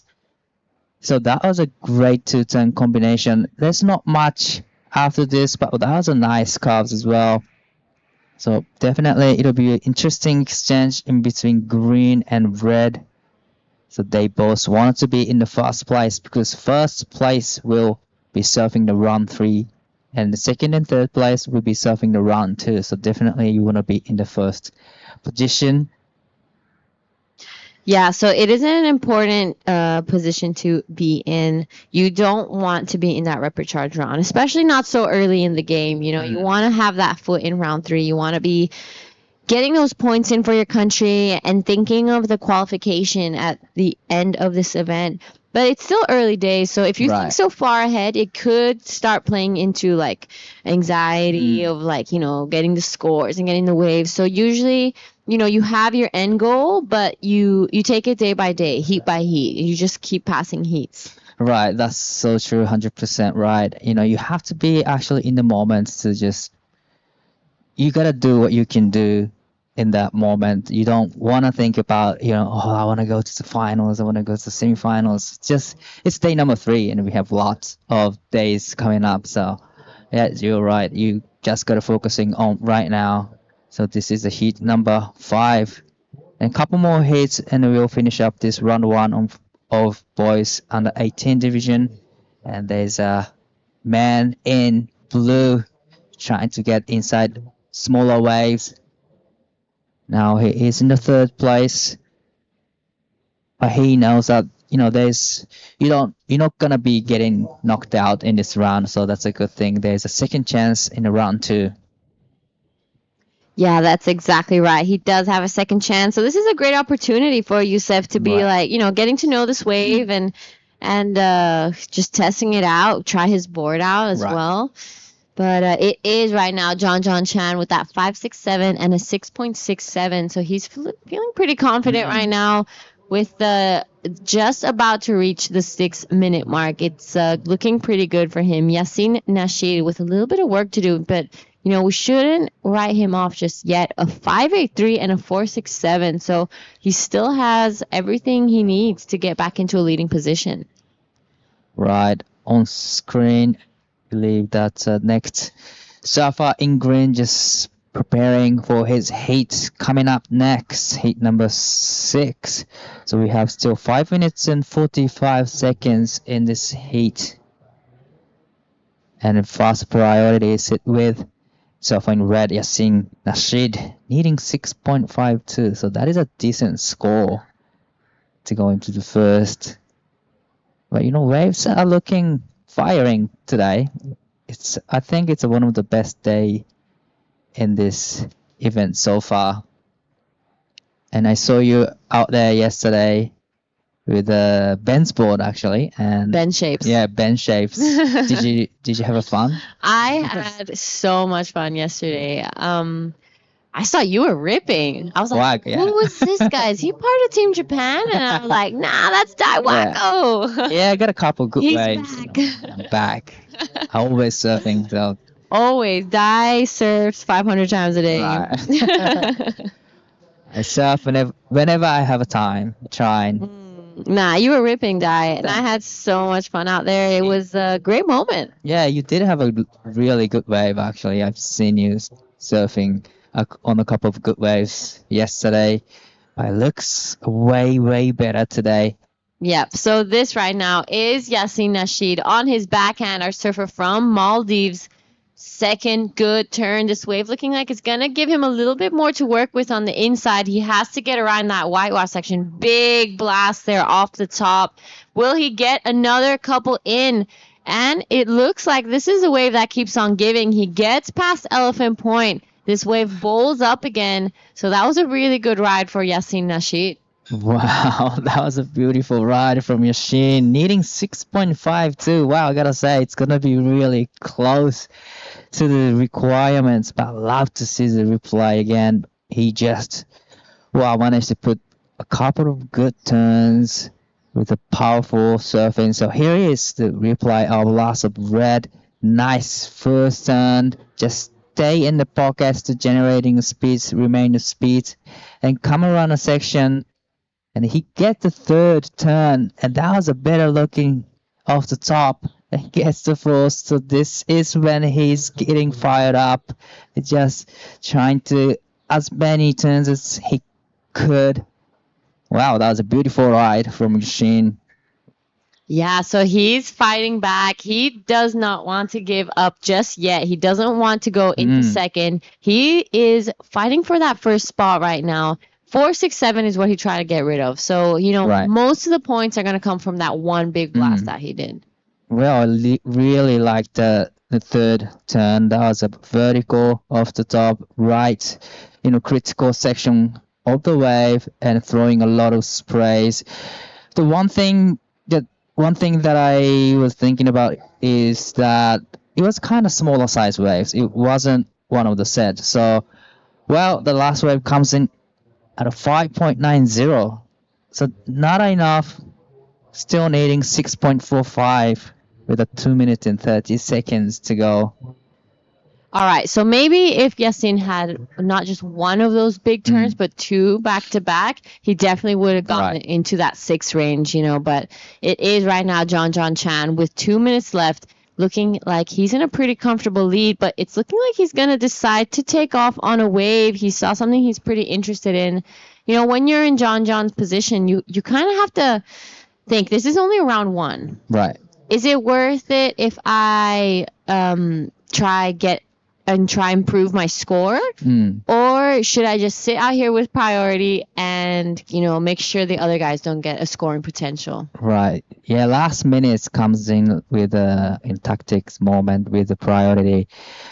Well, like you said, John Chan has first priority, so probably he'll be staying in the water, just making sure that he'll get the best wave in the last minute. Yep, so 1.5 minutes left on the clock. John Chan out there with priority. 5.67 and a 6.67. Our man Youssef on the inside. Having the time of his life right here. Yes. Okay, so John Chan right now on a set out the back. Let's see what he does. Big open first turn. Unfortunately, gets a little stuck on the way down there, but recovers nicely. Here, this wave gonna give him a little more to work with. He gets around this section, and it's looking like this will be a bit of a victory lap for John Chan. Yasin still to get out the back. Will he have enough time? 35 seconds left in this heat.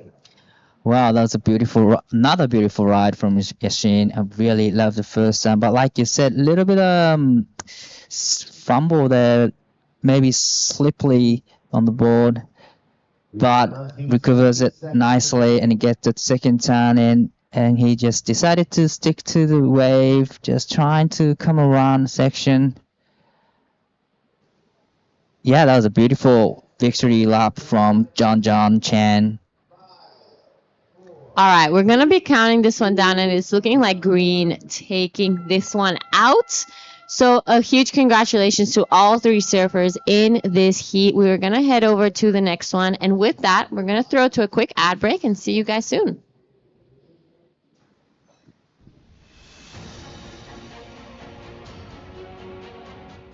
A promise isn't just made, it's lived every single day. From critical cargo to global connections, moved with precision and trust, promises kept for over 40 years, and many more to go.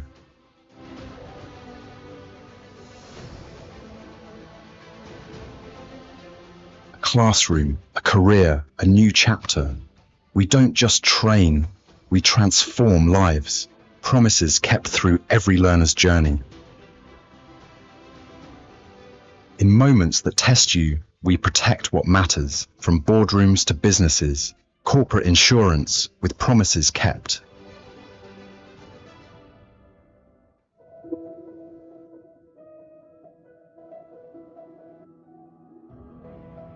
From first hellos to final goodbye, every moment wrapped in warmth, every detail remembered.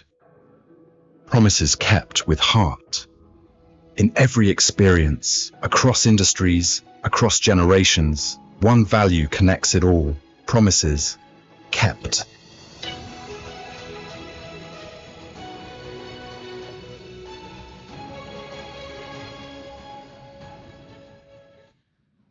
All right, welcome back, everyone. This is day number 3 of Asian Surfing Championships in Tamilnadu, India. We are now into heat number 6. Now we have a lot of local surfers in this heat. We have surfing red Harish P. In blue, we have Prahlad Suliram. It's Prahlad Sriram. Oh, thanks. Thank you so much. And surfer in green, we have Sajid, Ehaji, and white, Lucas Santiago. Now I'm here in the booth with Ram, who is a founder of the SFI, Surfing Federation of India. Is that correct? Yes, I was the founding vice president, being one of the first generation surfers. One of our friends, crazy friends from Australia, said you guys should start the federation, and that's how it all began. Well, long time ago. Thank you so much for joining us together in the booth. So how has it been so far in this event? How do you think it's been so far?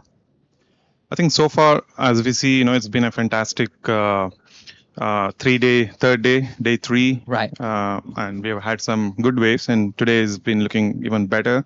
Yeah, because we were expecting a smaller day today, actually. Exactly. And surprisingly, Yes. it picked up overnight. And look at the condition. It's clean face with a solid 2-footers coming through on the set and just peeling off beautifully along the bank. And it's such a great place to surf. And we'd like to know more about this place. But please tell us about surfers in this heat, because we have 2 local surfers in heat number 6. All right. See, as you said, Mahaps has always been the best right-hand point break in India. Right. As a long history, if you go back in the 1976 Encyclopedia of Surfing, there is a picture of Mahabs, the show temple, and a surfer, like a visiting traveling surfer, who's surfing on the other side of the temple. So it's been there for a long time. It's one of the best we got. And the surfers, Harish P is a local lad. He's okay. he's born and brought up right here at Mahabs. So he is the Yes. local. Yes. Proper pure He's a local proper pure surfer. local, and he's the younger brother of Kamali, who's Right. the surfer girl, and both are from Mahabs, born and brought up here. And Prahlad Sriram, again, we've seen his talent, how it's risen in the last couple of years. And this year especially, he's been doing fantastic. He's been putting up a very strong show in the Grom events so far. And he deserves both, he deserves to Right. be part of the ASC. Wow, two locals in this heat. So probably a lot of supporters, friends are watching on live on the beach and just cheering up for him. So tell us how old are they right now? It's a boys under 18 division, but must be really young, or how old are they? So I believe Prahlad Sriram, if I'm not wrong, is probably 13, 12, Wow. 13. young. Harish is also probably around the same age, definitely not above 15. Right. So And we felt that they deserve to be in the ASC so that they get that exposure. They get to surf with some really good, talented juniors from around Asia. must be a great opportunities for them to just experience all the thing. But here's on the screen, it's your guy Harish B up and riding. Wow, nice first turn and gets second turn. That was a great turn. So he is only 13 years of age. And he's a pure local. He knows this way very well, and he gets completion. That's a beautiful light. And Fantastic, you can yeah. hear the The cheer, cheering, yeah. from the beach. So it's a big moment for Indian teams, that's for sure. And this is a surfer in green. Sajed, just quick up and riding. But yeah, how was that ride from surfing red? But looks like surfing blue up and riding. Right, I A think. little bit late to the takeoff, but still managed to get around. And Harish wave was fantastic. Wow. Able to really get a long ride and do multiple turns. Yeah, as the local, he knows it pretty good. Right, live action. This is Sapphire in white. Lucas up and riding. Nice couple of turns, throwing a big sprays and getting this area where, wave kind of can get fat. But actually, this is a bonus if he can navigate through and he gets the completion. All right, I'd love to ask you a lot more questions, but we're going to go over to Giada with the last heat winner. All right. I am here with John. Congratulations on your heat win. That was incredible. Tell us a little bit about your equipment, what you're riding. I'm riding Kailani. It's my board back home. He shaped it for small waves, and I'm glad I brought it. But even though the waves are really fun too. All right. So you said that you live in California. How do you spend your time? What are your days looking like? Mostly I just surf, but if I'm not surfing, I go out fishing and skating. All right. And leading up to this event, how are you training for it? Before this event, I've been just surfing as much rights as I can and as small of a wave as I can. All right. It's looking like you have quite a nice group here supporting you. Tell us what's happening. They're just filming crew, documenting Taiwanese surfer, and some are my dad and my friends. Yeah. All right. And when's this documentary coming out? We would all love to see it. I'm not sure, but there's a couple more parts later too. So I'm looking forward to that also. Is it? Are they documenting the qualification to the Asian Games or just the Chinese Taipei team in general? It's just the general surfing. All right, and I'm sure there's a lot of people at home watching. What would you like to say to everyone? Thanks you for supporting me and watching, and thanks to my sponsor and my parents for making this possible. All right, thank you and congratulations. Back to you guys in the booth. Thank you so much, Giada and John, for the beautiful interview. So that was a John Chen from Chinese Taipei, the last heat winner, heat number 5, moving into the round 3, but now we are into heat number 6, and we've seen a lot of great action, especially Harish, the local, pure local. So far, this is a replay of the last of Red. What did you think? I think that ride was a great ride from Harish, and which put him right up there in the heat. So he's leading the heat, and if he comes up with another backup score, it'll be fantastic for him. So this is a replay of last of White. That was a huge first turn and straight into the beautiful second turn. So this wave actually comes in at 5.07. That puts him into the lead at the moment. But Harish P's last wave comes in at a 4.50. He's in the second place with one wave. So this is live action. Surfing Green up and riding. Sajed Ihaj. Right. So great ride from all the surfers. Couple more scores will be locking in. But before we know the scores, I'd love to ask a few more questions. So you founded SFI, but what has been developed a lot since the organization founded? I think the SFI came into existence in 2012, right? And it's been a steady journey since then, and especially post COVID with a new council, with the new under the President Arun Vasu, we've been able to make a whole lot of development in terms of surfing, in terms of these kind of events, which is what we needed in India. We needed this scale of events to come to India, which would be a great platform for the surfers in India, but then also a huge exposure for India for the global surfing. The other countries would come to the shores of Mahabalipuram and get to surf in one of the most iconic surf breaks, you could say, in Asia. So all these things and a lot of developmental programs, that the grassroots talent development, both on the east and the west coast. This is something which we are really working towards too, and we feel like and in a short period of time, in the last decade, India has definitely become one of the most top surfing nations in Asia, and that's a very good commitment from SFI and team at SFI. Yeah, definitely. India has been exposed to the world big time the last 4 years, I guess, because I was actually here for the QS 3000, I guess, in 2023. Yeah. So that was, I believe, one of the first events, like a worldwide high-rated event in this exact same place. So that was a huge moment, wasn't it? It was huge back then. Again, getting WSL, has been a long endeavor for us to bring them to India and showcase once again, what we have here. And I think that started with WSL, right. And here we are having ASC, which is again a very prestigious event to be had in India, with all the best Asian athletes coming down here, and also being the qualifiers for Asian Games. So there's a lot riding on this event, and I know for sure that in the future we're going to see a whole lot more of these bigger events coming to India, and also our athletes going to some of the other bigger events in Asia.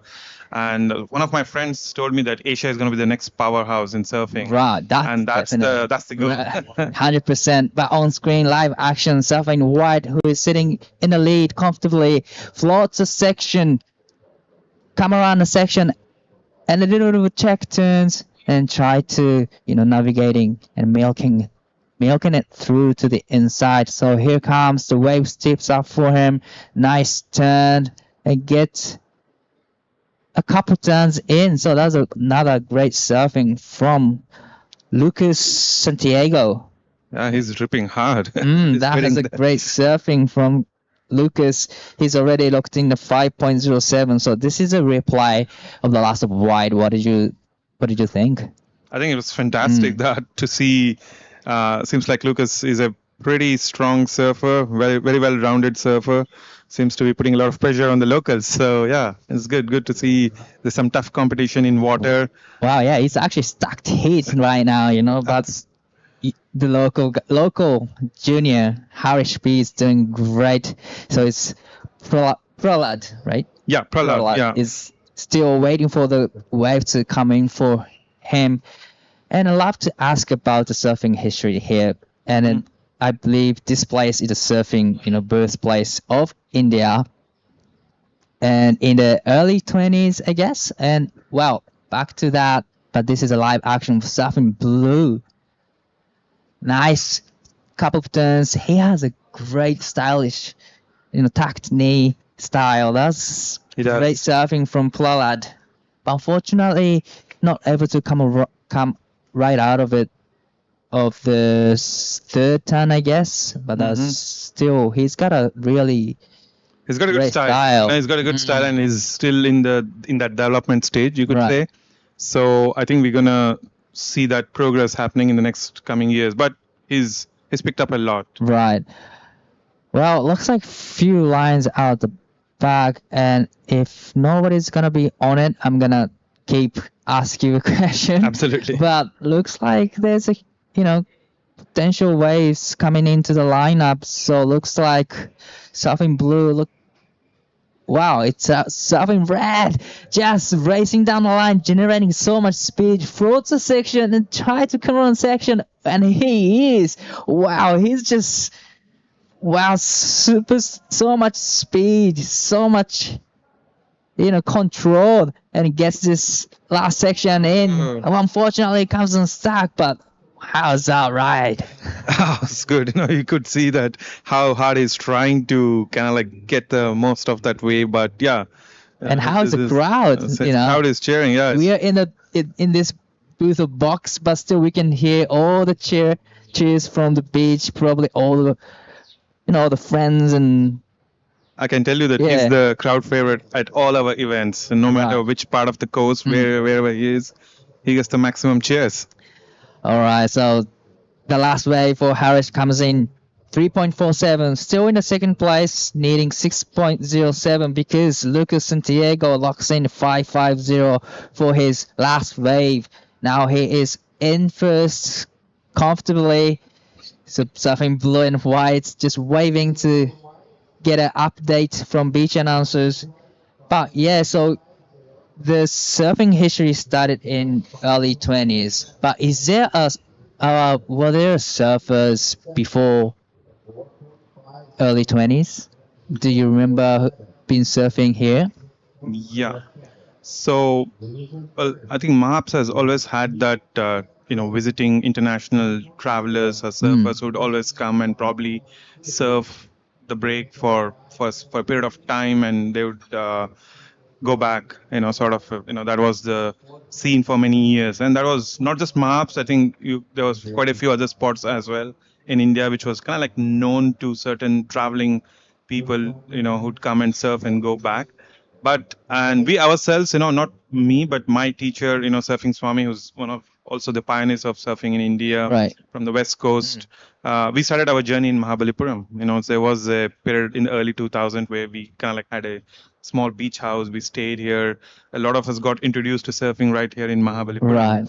And since we came from the West Coast and a different part of the region, we kind of like settled down there later on in the years to come.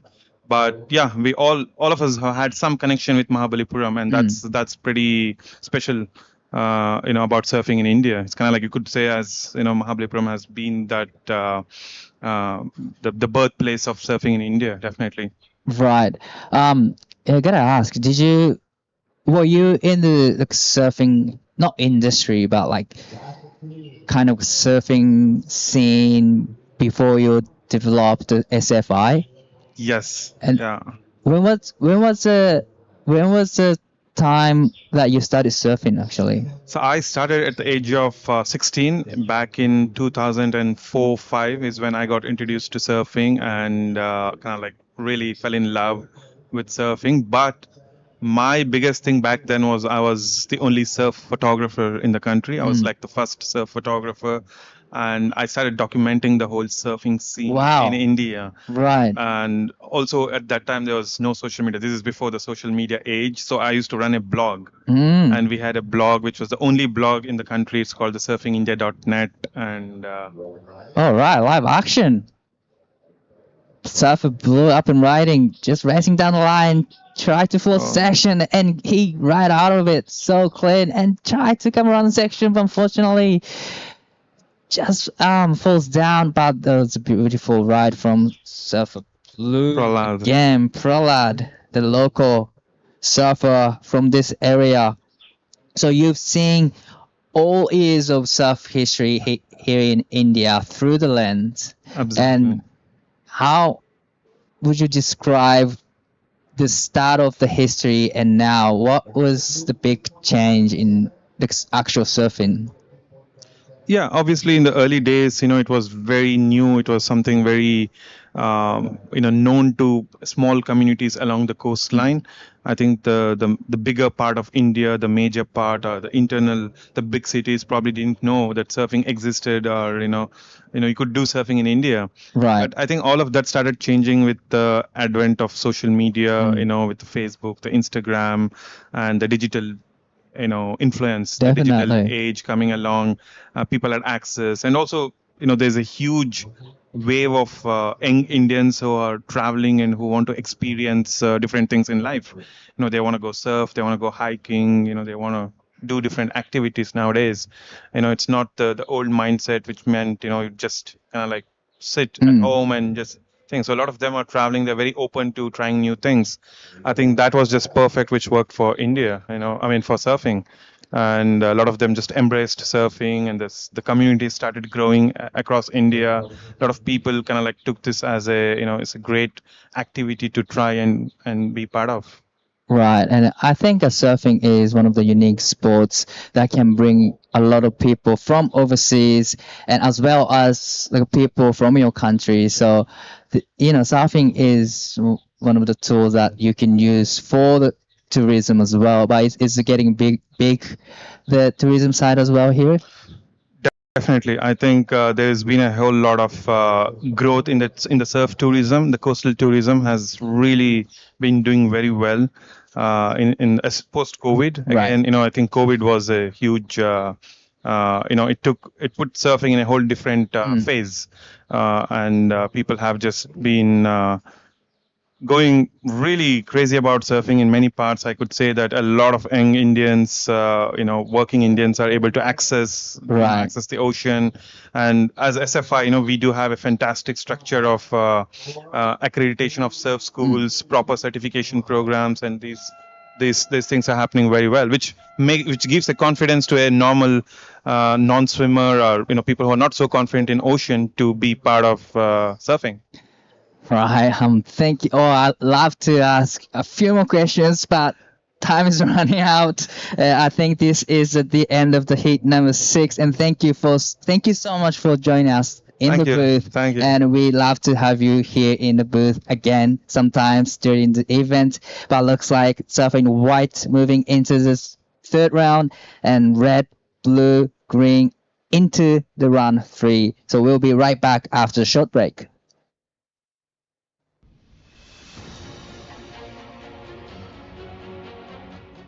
Promise isn't just made, it's lived every single day. From critical cargo to global connections, moved with precision and trust, promises kept for over 40 years, and many more to go.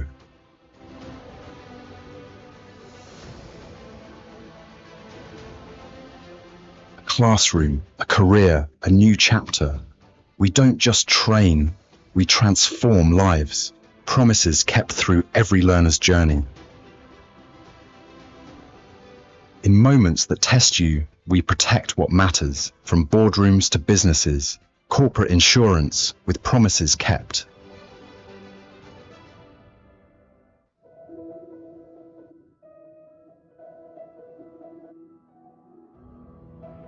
From first hellos to final goodbye, every moment wrapped in warmth, every detail remembered. Promises kept with heart. In every experience, across industries, across generations, one value connects it all: promises kept.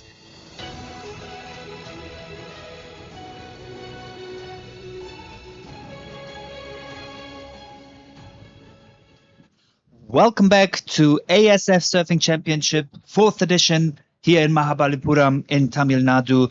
Currently, we are in heat number 7 of the boys under 18 division. You'll see in white surfer from Korea, South Korea, Sihon Jun against surfer from Thailand in the blue jersey, Ramil Arum Chen, Julian Spakorotella from Singapore, and Jivitesh, the local surfer from Mahabalipuram.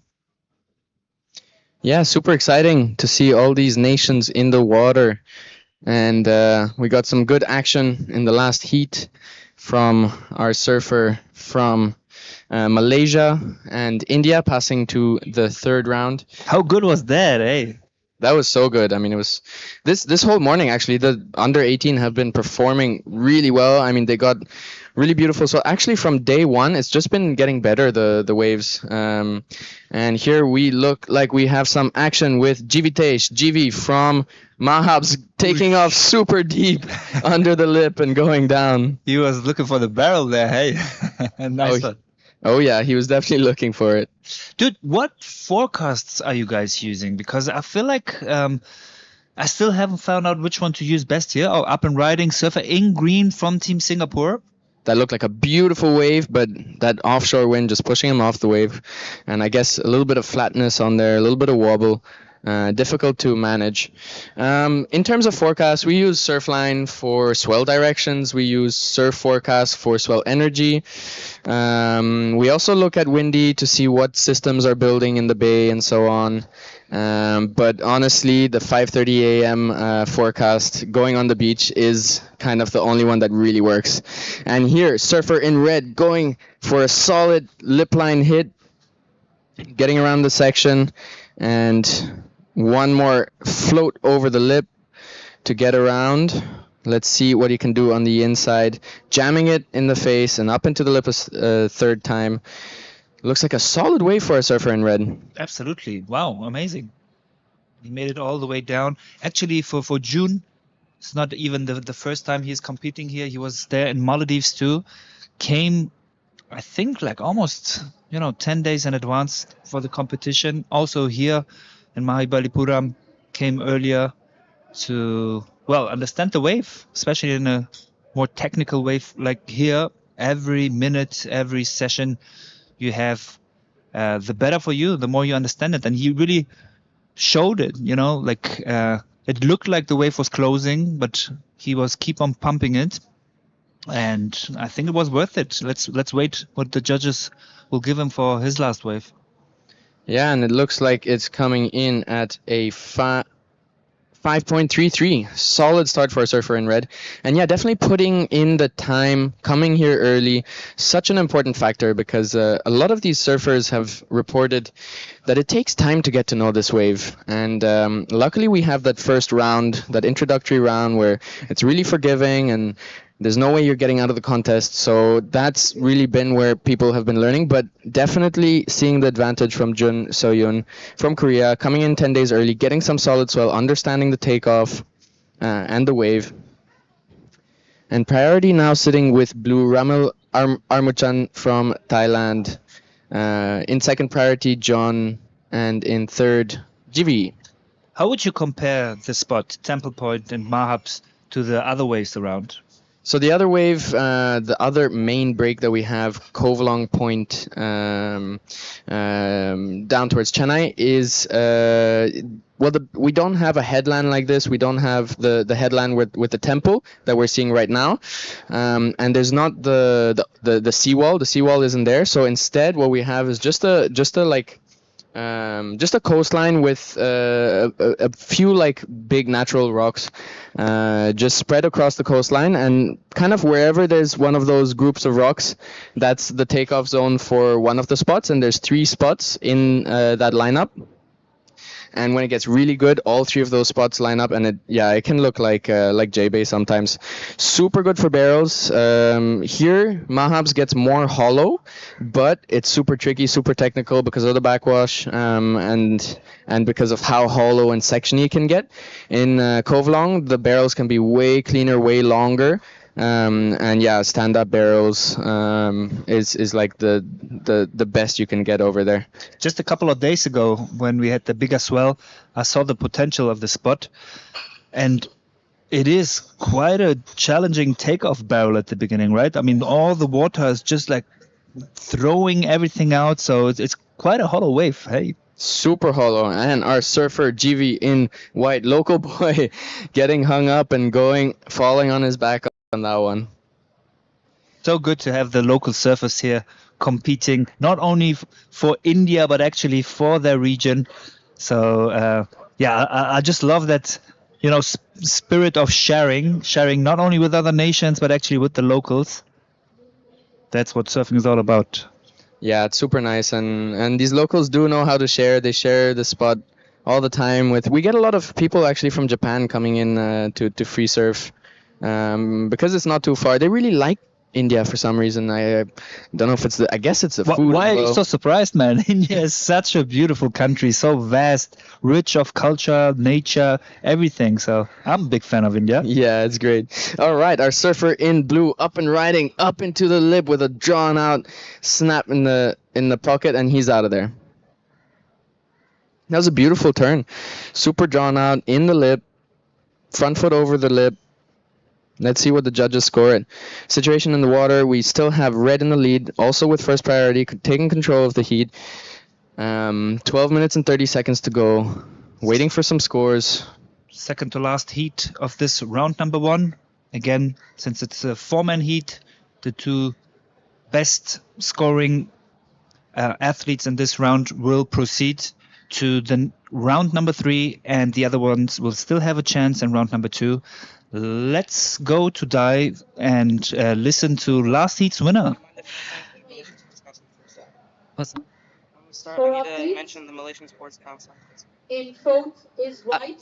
Okay, I'm here with the last heat winner, Lucas from Malaysia. How are you today? Thank you. First of all, I'd like to thank the Malaysian Sports Council for sponsoring our trip and supporting the team. The waves were really fun. I was glad to be on the right waves. It was a bit nerve-wracking. It took a while for the first set to come in, but I'm glad I chose the right waves. So is this your first time in India? Yeah, it's my first time in India. It's really fun. I'm glad the waves are good. How has it been so far in India? It's been really cool. We've been here for a while practicing. We scored some good waves, and I'm really happy. It's a really cool place. Well, tell us about your routine back in your country. When do you surf? How often do you surf? And how often do you train? So I'm half Malaysian, half Portuguese. So I spend half the year in Malaysia and the other half in Portugal. I usually train at least 3 times a week and then try to surf 2 more times.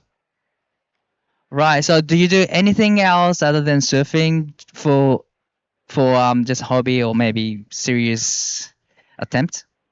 Most of my hobbies are mainly around surfing, like fitness, and I do play football for fun. That's also one of my hobbies, but the main one is fitness for surfing. All right, so probably I know what you're gonna answer about what your goal in this event. What your goal in this event? Well, I think everyone comes here to win. Everyone who competes wants to win. That's my goal. I want to win. All right, you're on the way to the win because you're now into round 3. And would you like to say something to your family, friends, supporters back in your country? I'd like to say thanks to all my family who's watching, to my sponsors, and for a great team. All right, thank you so much. Good luck in the next round. Cheers. Back to you guys. Thank you, Dai, and thank you, Lucas Santiago. And now finally we understand how comes he has got such a name being from Malaysia. He's half Portuguese. Lucas Santiago, last week's heat's winner.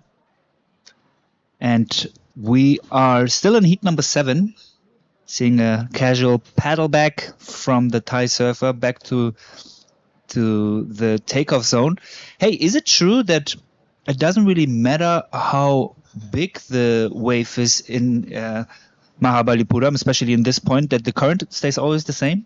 No, I would say honestly, it's a little bit confusing. Like, there are days where it's small and there's strong current, and then there's also days where like last swell that came around, it was pretty big and there was no current at all at some points of the day. I think it depends a lot on the tide as well, and like what's going on behind the temple. If there's a lot of water pushing in, also the swell direction. If it's coming more from the south, it's really going to be pushing that current north. Yeah, so the current really depends, but Mahabs is known for its current. And here's a little replay from Romil Aromchen, and our surfer in red, currently in the lead. This is his backup score. Super nice first carve in the pocket, and just the second foam climb, not quite making it back into the wave, but it still comes in at a 4.67, so he will secure his spot in the lead. And Ramil, the last wave of Ramil blew a 3.93, securing his second position. We still have 8 minutes and 20 seconds to go, and the heat is wide open. Priority is with green, followed by blue, followed by red. Julian in green is looking for 4.66 to take the lead, and Jivitesh from the local team needs a 6.3. This is again the beautiful drone shot. It shows the nice atmosphere that we are having in here.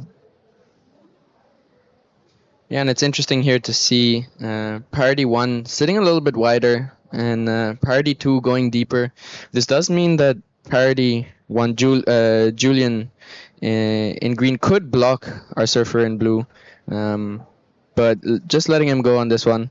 So let's see what he can do under priority. Nice carve under the lip. Second one back into the foam. And beautiful wave, actually. Really open, nice open face. Let's see if it stands up a little bit for him to hit the lip. That was a beautiful roundhouse cut back straight into the pocket, and it looks like it's standing up a bit. Wow, this wave really staying open for our surfer, Ramil. Ramil. Just going around the second rock over there and coming in for the runaround. Yeah, a lot of mixing up of different maneuvers. Obviously, that's something the judges also are looking forward to. Nice, ambitious attempt from Jivitesh, but didn't pay out for him. Yeah, and Ramil on this one looking for a 6-point ride, 6.07. So I wonder if it'll get him that 6.07. He did a lot of turns, but a lot of them were like carves and cutbacks. The face really stayed quite open. I think at one point it got a little bit more vertical, just about somewhere soon. There we go. That was a bit more of a jam in the pocket.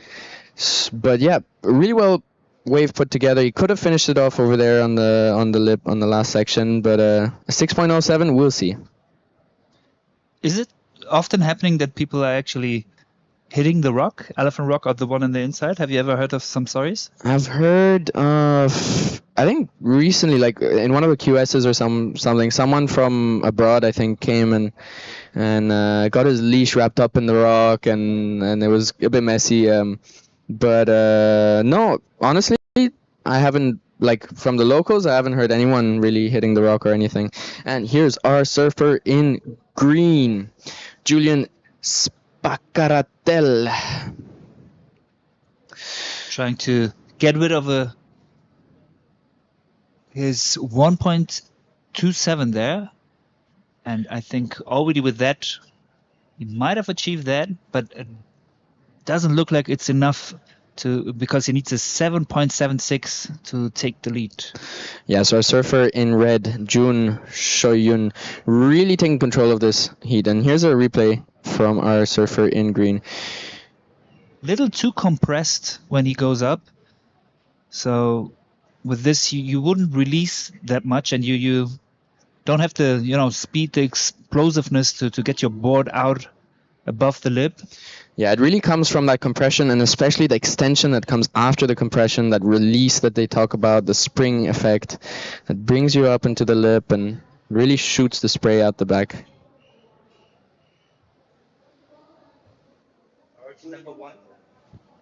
Priority number one with surfer in red, the current heat leader, Still 4.5 minutes to go.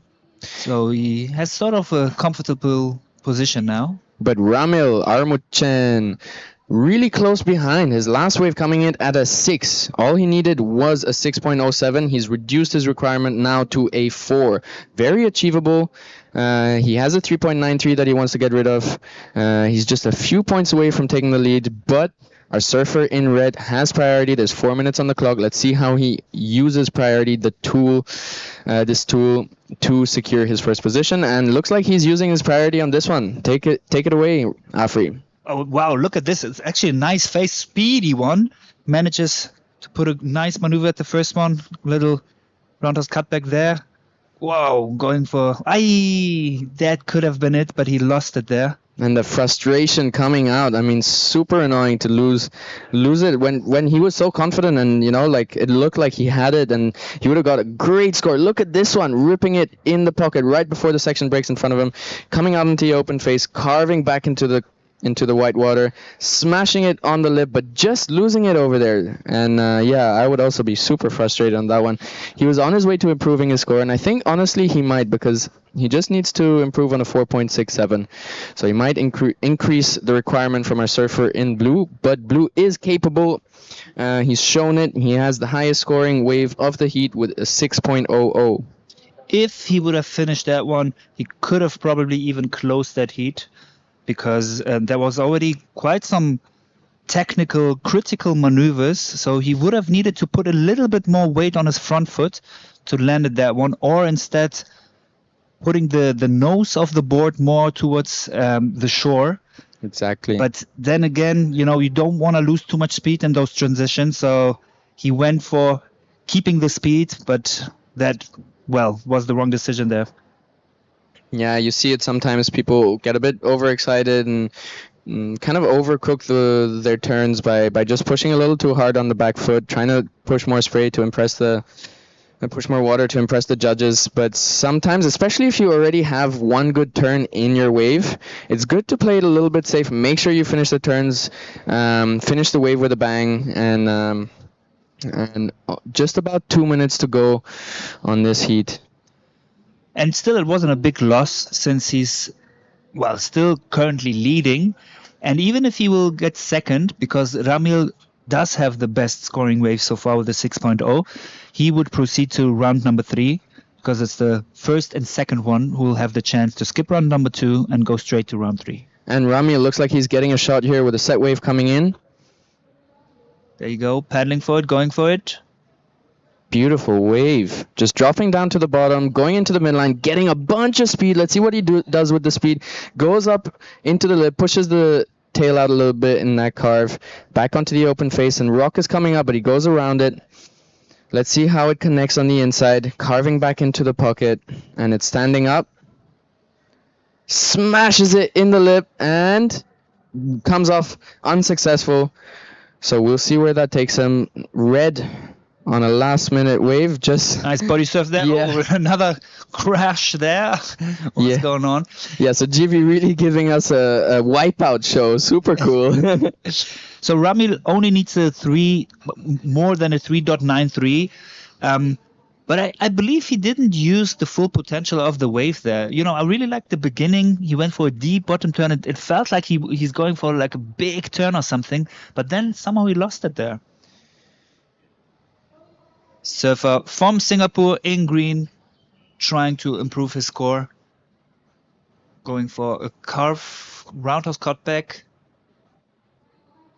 Yes, he seems to be a little bit too compressed. It's fine to do that on the bottom of the wave, but you really want to let go when you go up. Yeah, it's something I've seen in. This wave looks like it's standing up nice on the inside there. Look, an oncoming section coming around. Let's see if he can hit it. And it just runs away from him. Could have been his best wave, though. Yeah, for sure. A lot of maneuvers there. And that's the heat. Our surfer in red, regardless of that turn where he lost the wave, is in the lead. Surfers Jun Shoyun and Ramil Armuchen from Korea and Thailand, respectively, going into round 3, and our other surfers going into round 2. So stay tuned for today's last heat, number 8. Short commercial. commercial, and then we'll see the last surfers on the under 18 division in round number 1 completing the After the break, we will see the remainder of the under 18 division, the last heat of the division, heat number 8, right after the break.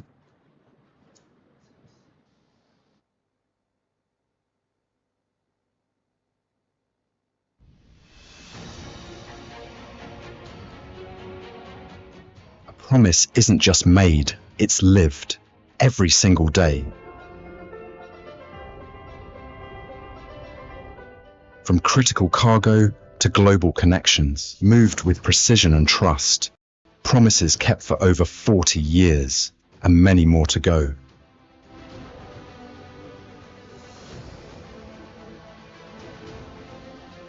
A classroom, a career, a new chapter. We don't just train, we transform lives. Promises kept through every learner's journey. In moments that test you, we protect what matters, from boardrooms to businesses, corporate insurance with promises kept.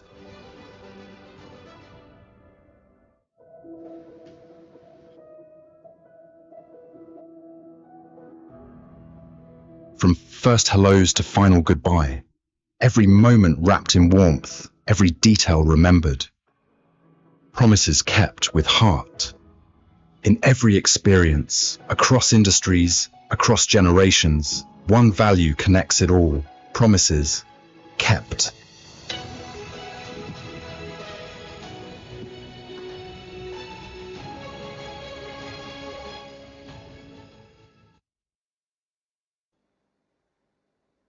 All right, and back to action. Joining me in the booth is Leandro Usuna from Argentina. Usuna. What is up, everybody?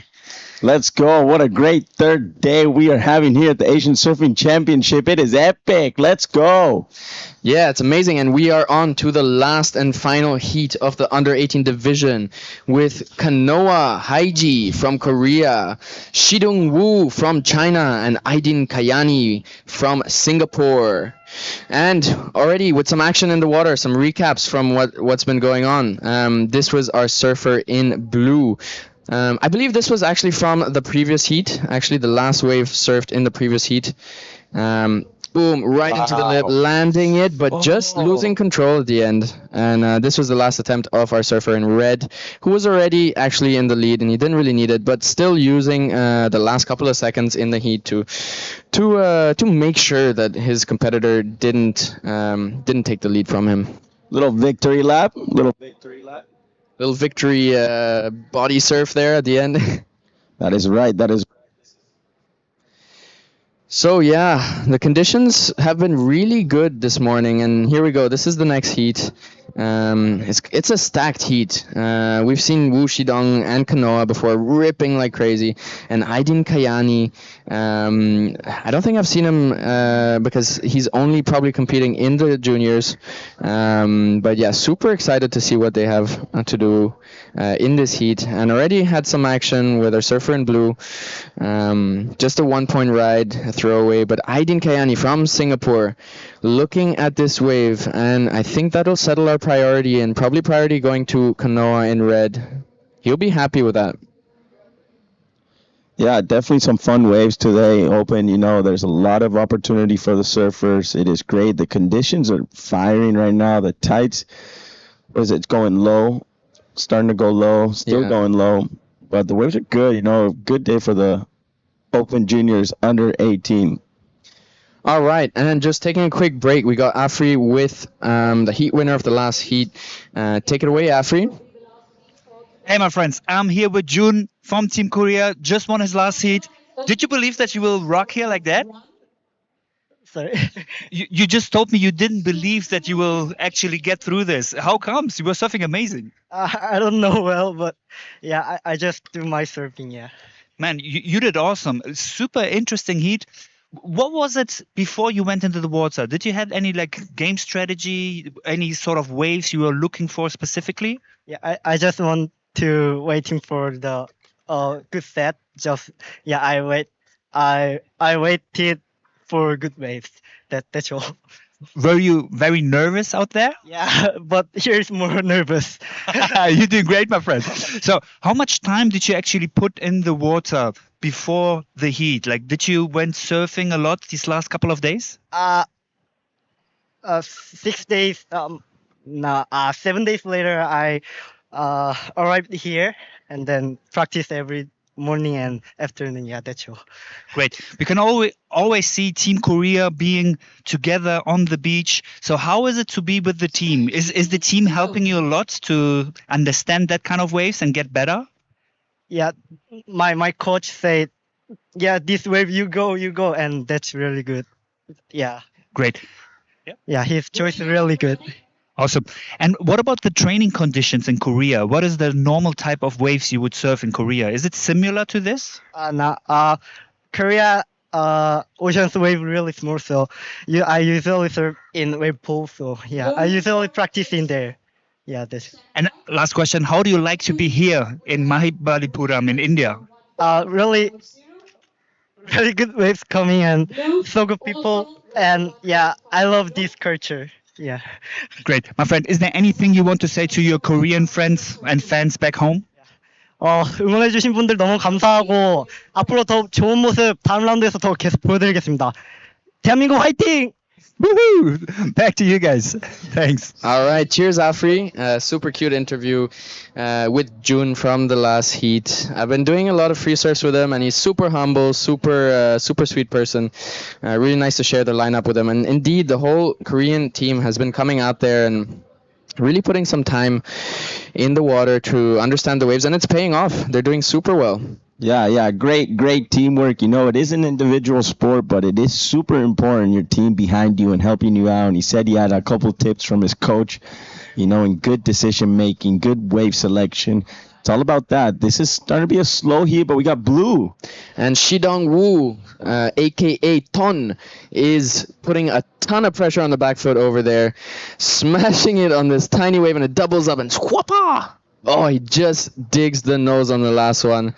Yes, I saw him surf before. We spoke a little bit in the lineup, and he definitely is one of the highlights. Look at this surfing. Yeah, just top to bottom, really extensive back foot work, you know, just a lot of spray.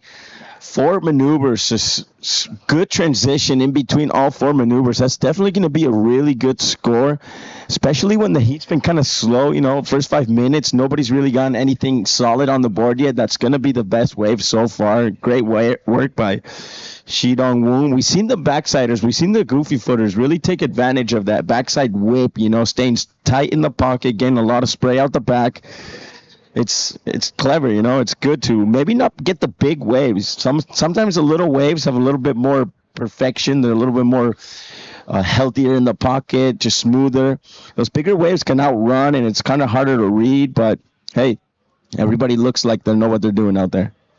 Yeah, a lot of the good scores this morning have come from those mid-sized, smaller waves that hold up nicely. And our surfer Kanoa Haiji from Korea in red, ripping a couple nice opening maneuvers, and yeah, really putting it there in the pocket, passing under the lip. Looked like he wanted to bottom turn and top turn right on the rock over there. Let's see how it connects on the inside. Lip is showing up, and he smashes it and comes down successfully, compressing nicely on the finish. Super nice surfing from our surfer from Korea, Kanoa Haiji. So both are surfers in red and green, was it? No, sorry, blue. Really putting up a nice score. Yeah, definitely. We were talking about this, you know, the difference between Blue's wave and Red waves. Red wave was a little bigger. It was a little bit more open face, but down the line, you know, couldn't really get critical and radical like Blue did on his wave. We'll see what the score comes into, because it was a bigger wave. It was one of the wave of the sets. He did go outside behind Elephant Rock, but see, Blue here really attacked the lip. You know, this is what the judges want to see. They want to see you surf in that pocket. They want to see you compress. I think this is a different wave, actually. Whoa. This is another wave. This is his backup. This is right now. He's really digging down on this heat, trying to get the lead early on, and the judges are really rewarding it. Yeah, his last wave was a 7.50, so we're still waiting on this last one right here. And yeah, we'll really get to test that theory about the smaller waves, but more in the pocket, tight, vertical surfing versus the bigger waves. Wow, that last one was sick with the fins going out the back, releasing a little bit. So it's not about quantity, it's about quality, and it's not about the biggest set sometimes, you know. It's about also that we're talking about the quality of the wave, you know. You want it to have that pocket, you want it to be able to place those radical maneuvers in the most critical part of the wave. That's what the judges are looking for, and that's what Blue's doing in this heat. He's got a 7.50. That last wave is going to be right up there with that last score of his. We're still waiting on, what was it, Kanoa's first wave? Yeah, we're still waiting for scores from Kanoa and the second backup wave for Shidong. For Shidong. Yes, perfect. Good waves. You know, there's strategies out there. You know, you can go and pick that big wave, that big down the line, multiple maneuver waves, or maybe you can just sit and get those intermediate, really short but steep waves where you know you're going to produce power turns and big maneuvers, and that's what the judges want to do. Obviously, if you can get a big set and have those opportunity, that's where the excellent scores are going to come in. That's why maybe that 7.5 just felt short of the excellent score because it was a smaller wave. It wasn't one of the sets. Yeah, exactly. So finding one of those waves that'll hold up and kind of hold a pace through the inside, providing a wall, providing a lip, but also giving us a bit more magnitude, a bit more size. Those are the ones that are going to take us into the excellent range. But super exciting already to see this surfing on the medium ones. Ton or Shidong Wu really putting on a show here. And I think, scores coming in for a surfer in red. The last of red came in at a 6.83. So indeed, the theory we were testing coming to fruition. Those smaller insiders, which really hold up, provide a wall, provide a lip, are giving a better opportunity to go vertical and push hard on the tail. Yeah, exactly. We were talking about that, Percy. You know, sometimes the smaller waves, but steeper, let you perform those big maneuvers. You know, just a big crack in the right part of the wave. That's why you got that 7 point. You got an 8.17. Our rider in blue up and riding. Now he goes for a bigger wave. Let's see how he surfs this thing. It sounds like the universe is listening to us, providing him that bigger wave with a nice wall, solid lip, and he's really went vertical on that one, throwing a lot of spray. He's floating the rock. Oh, got a little stuck up there. I think he was getting a little too comfortable after he did a 7.50 and an 8.17. This was definitely going to be up there with those first two. You know, that first crack off the top.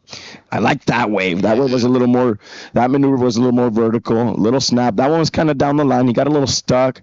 Nice transition cut back, working back to the whitewash. This is where he gets kind of stuck up top, you know. He's getting a little too comfortable, but nevertheless, he's doing a great heat right now. He's got an 8.17, and his last wave comes in already as a 9.17. And we were right. It went straight into the excellent range, right? A little bit of a bigger wave, but still holding that pace and providing the wall. And that's exactly what happened, is it went straight into the excellent. So beautiful surfing from Shidong Wu, a.k.a. Ton. Amazing surfer. Amazing surfing by a representative from China. China just coming with a powerhouse, you know. They used to not be a power generation, and in the last 5 years, I say they've built a power team. Got red up in action. Yeah, and it looks like he's picking a wave which has a little bit more of a pace to it, a bit more of a wall. Just not sure if he's going high enough into the lip to get the scores that he needs. But beautiful surfing. I like that last turn. I like that last turn a lot. Did show a little bit more control. It got a little more radical on that critical part of the wave. That's the surfing we want to see from Kanoa. We know he's got it. That was a first good turn too, you know, just tries to stay really close to the whitewash. That's where the big maneuvers are going to be. Good placement of the board, you know, just switching the rails, going from left to right. Gets that speed right here so he can finish this wave with that big crack at the end. That was a good wave for Kanoa. That's definitely going to be just as good as his first wave, that 6.83. It was a little smaller wave, but it had more potential on the face. Yeah, super nice wave surf from our surfer in red, Kanoa. But however, both our surfers... we got action with Ton. Floating lip, getting around the section, and let's see what he does on the second part of the wave. Just waiting for it to stand up a little bit. He'll be passing the rock pretty soon. There we go, jumping a little bit over it. And let's see if it connects on the second section here. I've been seeing some waves start to connect all the way through. There's a lip, and he smashes it, goes for the air, and does he make it? Oh, wow. That would have been the first big air we've seen of the event. We know these kids got it. We know they're up there. They're going to start using it. Obviously, this is a first round, so they're still keeping it under their feet. And here's a surfer from Singapore getting on a little inside drainer. The wall stands up for him, and he jams it under the pocket for 2 little maneuvers. And just getting past Elephant Rock here, waiting for it to stand up, and finishes it successfully. Yeah, pretty complicated heat for a surfer for Green. Really didn't get the right waves. I know there's some potential in his surfing. That was probably one of the best waves, but I think he kind of might have felt the pressure from the other surfers doing these big scores, So you got to try to attack that lip. You got to try to go vertical. That's what the judges want to see. Nevertheless, this is important. This is huge, already representing his country. This is already a win situation. Coming here, you're already a winner. Let's take a little replay on Last of Blues. Nice floater to get things going. Transition cut back into the whitewash. Here he gets that speed. He knows that rock's coming up. See what he's going to do around Elephant Rock. Little hop to get back into action. This is where we saw and we knew something big was coming from her surfing. You already got 2 huge scores. Big backside air, full rotation. Comes a little bit on top of that whitewash. So surfer from Green. I like the choice of this wave. It has a good section to hit it, but he did kind of surf it down the line instead of maybe staying in that pocket and hitting that lip. That's what the judges want to see. He kind of went out 2 in front of the wave. Nevertheless, we say this is already coming here and representing your country. You already should feel like a winner. You already accomplished so much as a surfing athlete. Yeah, it's amazing. And it's so nice that the ASF is really creating the opportunity for all these countries to come down here and show up. And really, by showing up and surfing with contestants like Shidong Wu and Kanoa Haiji, that's where you get the experience, get the exposure that will take you to the next level. Just seeing that what really radical surfing can be and experiencing it in the water, and then really knowing, okay, that's what I got to work on. That's exactly what gets you to the next level. So super happy for all the surfers in the water right now. Priority sitting with our surfer in red, Kanoa. Let's see if he can, is he out of combination situation? No, he's still in combination situation, so needs 2 fresh waves. Not sure if he'll be able to do that in the last 4 minutes and 45 seconds to go, but here's an opportunity. Solid set wave coming out the back. Will it have the pace that allows him to go up into the lip? We will see. Has a little backwash, in the wave right now. You always got that little backwash. You got to navigate through that. Sometimes that's why the first wave of the set might be the cleaner one, because the second and third are going to have that little backwash bump on it. Nice wave for Kanoa. Unfortunately, he comes unglued. He was going for something big. He needs to get out of that combo situation. But in this round, first and second, go to third, right? Go to third round. True. So getting second is a win anyways. You want to make your heats. It doesn't matter if you win first or second. You just want to advance. The one heat you do want to win is the final. Yes. That's the one heat you do want to win. But all these heats, what matters is just getting second, trying to advance, get up there, take it to the next level. Yeah, and it's a little bit tricky to surf around Elephant Rock because it kind of fattens out over there because there's that rock that digs out the sand from around that section. So it might provide you a lip, but it can also fool you. It'll give you the lip and then just flatten out under you, and that's exactly what happened for a surfer in red. He went to hit the lip and came down and found a flat section right in front of him and dove right into it. Yeah, you can go behind it, you can go under it, but you got to decide and you got to see what kind of maneuver. If not, don't do a maneuver. But decision making is key. You want to make sure you're like, hey, I'm going to go around and over this Elephant Rock, or I'm going to go underneath it. And what you want to do is obviously complete your ride, and sometime in that turbulence zone, which is around the Elephant Rock, it could take you off that wave. So you want to make sure you stay on that wave. Maybe don't do a maneuver, keep going, and just finish strong. It's kind of risky. It's risky business doing a maneuver around Elephant Rock. Yeah, and I think this has been super interesting learning experience for our surfers from Korea who spend a lot of time in the wave pool. Nice. This wave putting a lot of challenges in front of them, and here's our surfer in green just catching his outside rail and getting off the wave. But yeah, Little in and out. little in and out because yeah. So for our surfers from Korea with the wave pool surfing training, this wave has a lot of challenges in it. Super technical. You got the takeoff with the backwash. Then you got Elephant Rock with the flat zone. So a lot of different challenges for them to learn and adjust and analyze and understand and get a feeling and a rhythm for it. So I'm sure they'll be taking whatever position they come in. I'm sure they'll be taking a lot of learning experiences from this to their next contests. Yeah, this is an amazing experience for everybody, you know, to get together at this one venue and see each other surf and see how they perform. Well, we got Green still fighting for it. And now going up a little bit more vertical. Nice to see. Still looking down the line because the wave is running away from him and completes it nicely. Yeah, I mean, I like that wave of his, you know, that was his, here we go. Ton really looking for the air. I think he switched his board. I think he was on a blackboard. Now he's on a whiteboard. If I'm not confused, maybe I don't know. I think he did switch his board. Yeah, there was definitely a switch. You know, he's in first place. It's a good opportunity to try another board.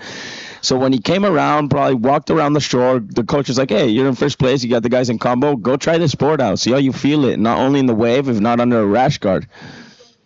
Oh. Almost landed that Air 360. You know, you can tell he's feeling it. He's almost free surfing now. He's got a big advantage over second place. Why not try a different board, you know? He's got a minute left. Try to get a couple more waves on our new board. So this is the last heat we'll be running today. We've got to give a big shout out to all the people that make this event happen. You know, such an important event, such a historic event, being a qualification to the Asian Games. So much on hand. And what we were talking about, Percy, such a like great experience for all surfers, not only the locals but people from all over the region to come and see each other perform and learn, take notes. But it's what John T. Reeds, was it? Rhodes, sorry. John T. Rhodes was saying yesterday, you know, it's not only about what you do in the water, it's what you do outside of the water, and enjoy your time in this beautiful community and learn and, you know, make friends, and they'll be your lifelong friends, you know, especially it's a surfing, you know, we're brothers, saltwater brothers. Salty bros. All right. Last little attempt for a surfer in red, and I think he's getting up just after the buzzer, so I'm not sure this will count, but he's still giving it a shot. Look at the waves. They're amazing right now. Just flowing down the line. Beautiful waves. A bit of a victory lap. He is on into round 2. Whoa. Sorry, round 3. So he's definitely happy. And even though he came in second, he is definitely feeling it and happy to keep going into round 3. And there is our heat winner. I think putting in one of the highest combos with a 9.17 and 8.17. Wow. Of the juniors so far. We have seen a couple of 9s. We saw a 9.6 this morning. So yeah, it's shaping up, and we're seeing which of the guys are showing up and which of the guys are going to take it on in round 3, into the quarters, into the semis and the finals. It's been a pleasure being in here with you in the booth. Thank you, my man. It's been a pleasure to be here with you. Love it. Love enjoying here. We got the temple in the background, the beautiful waves on the other side. Can't get enough of this place. Yeah, and that was it for the contest this morning, and there's plenty of waves though still, so we're all gonna go free surfing. And that's about it, so we'll take it for an ad break right now.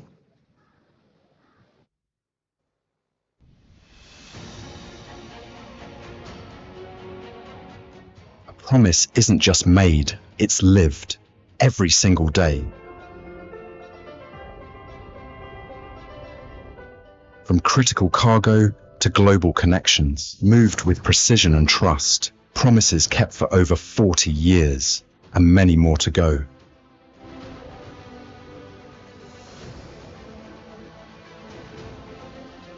A classroom, a career, a new chapter. We don't just train, we transform lives. Promises kept through every learner's journey. In moments that test you, we protect what matters, from boardrooms to businesses, corporate insurance with promises kept.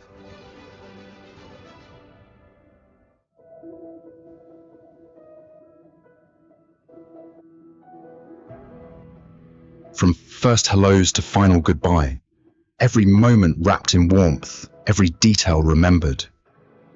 Promises kept with heart. In every experience, across industries, across generations, one value connects it all. Promises kept.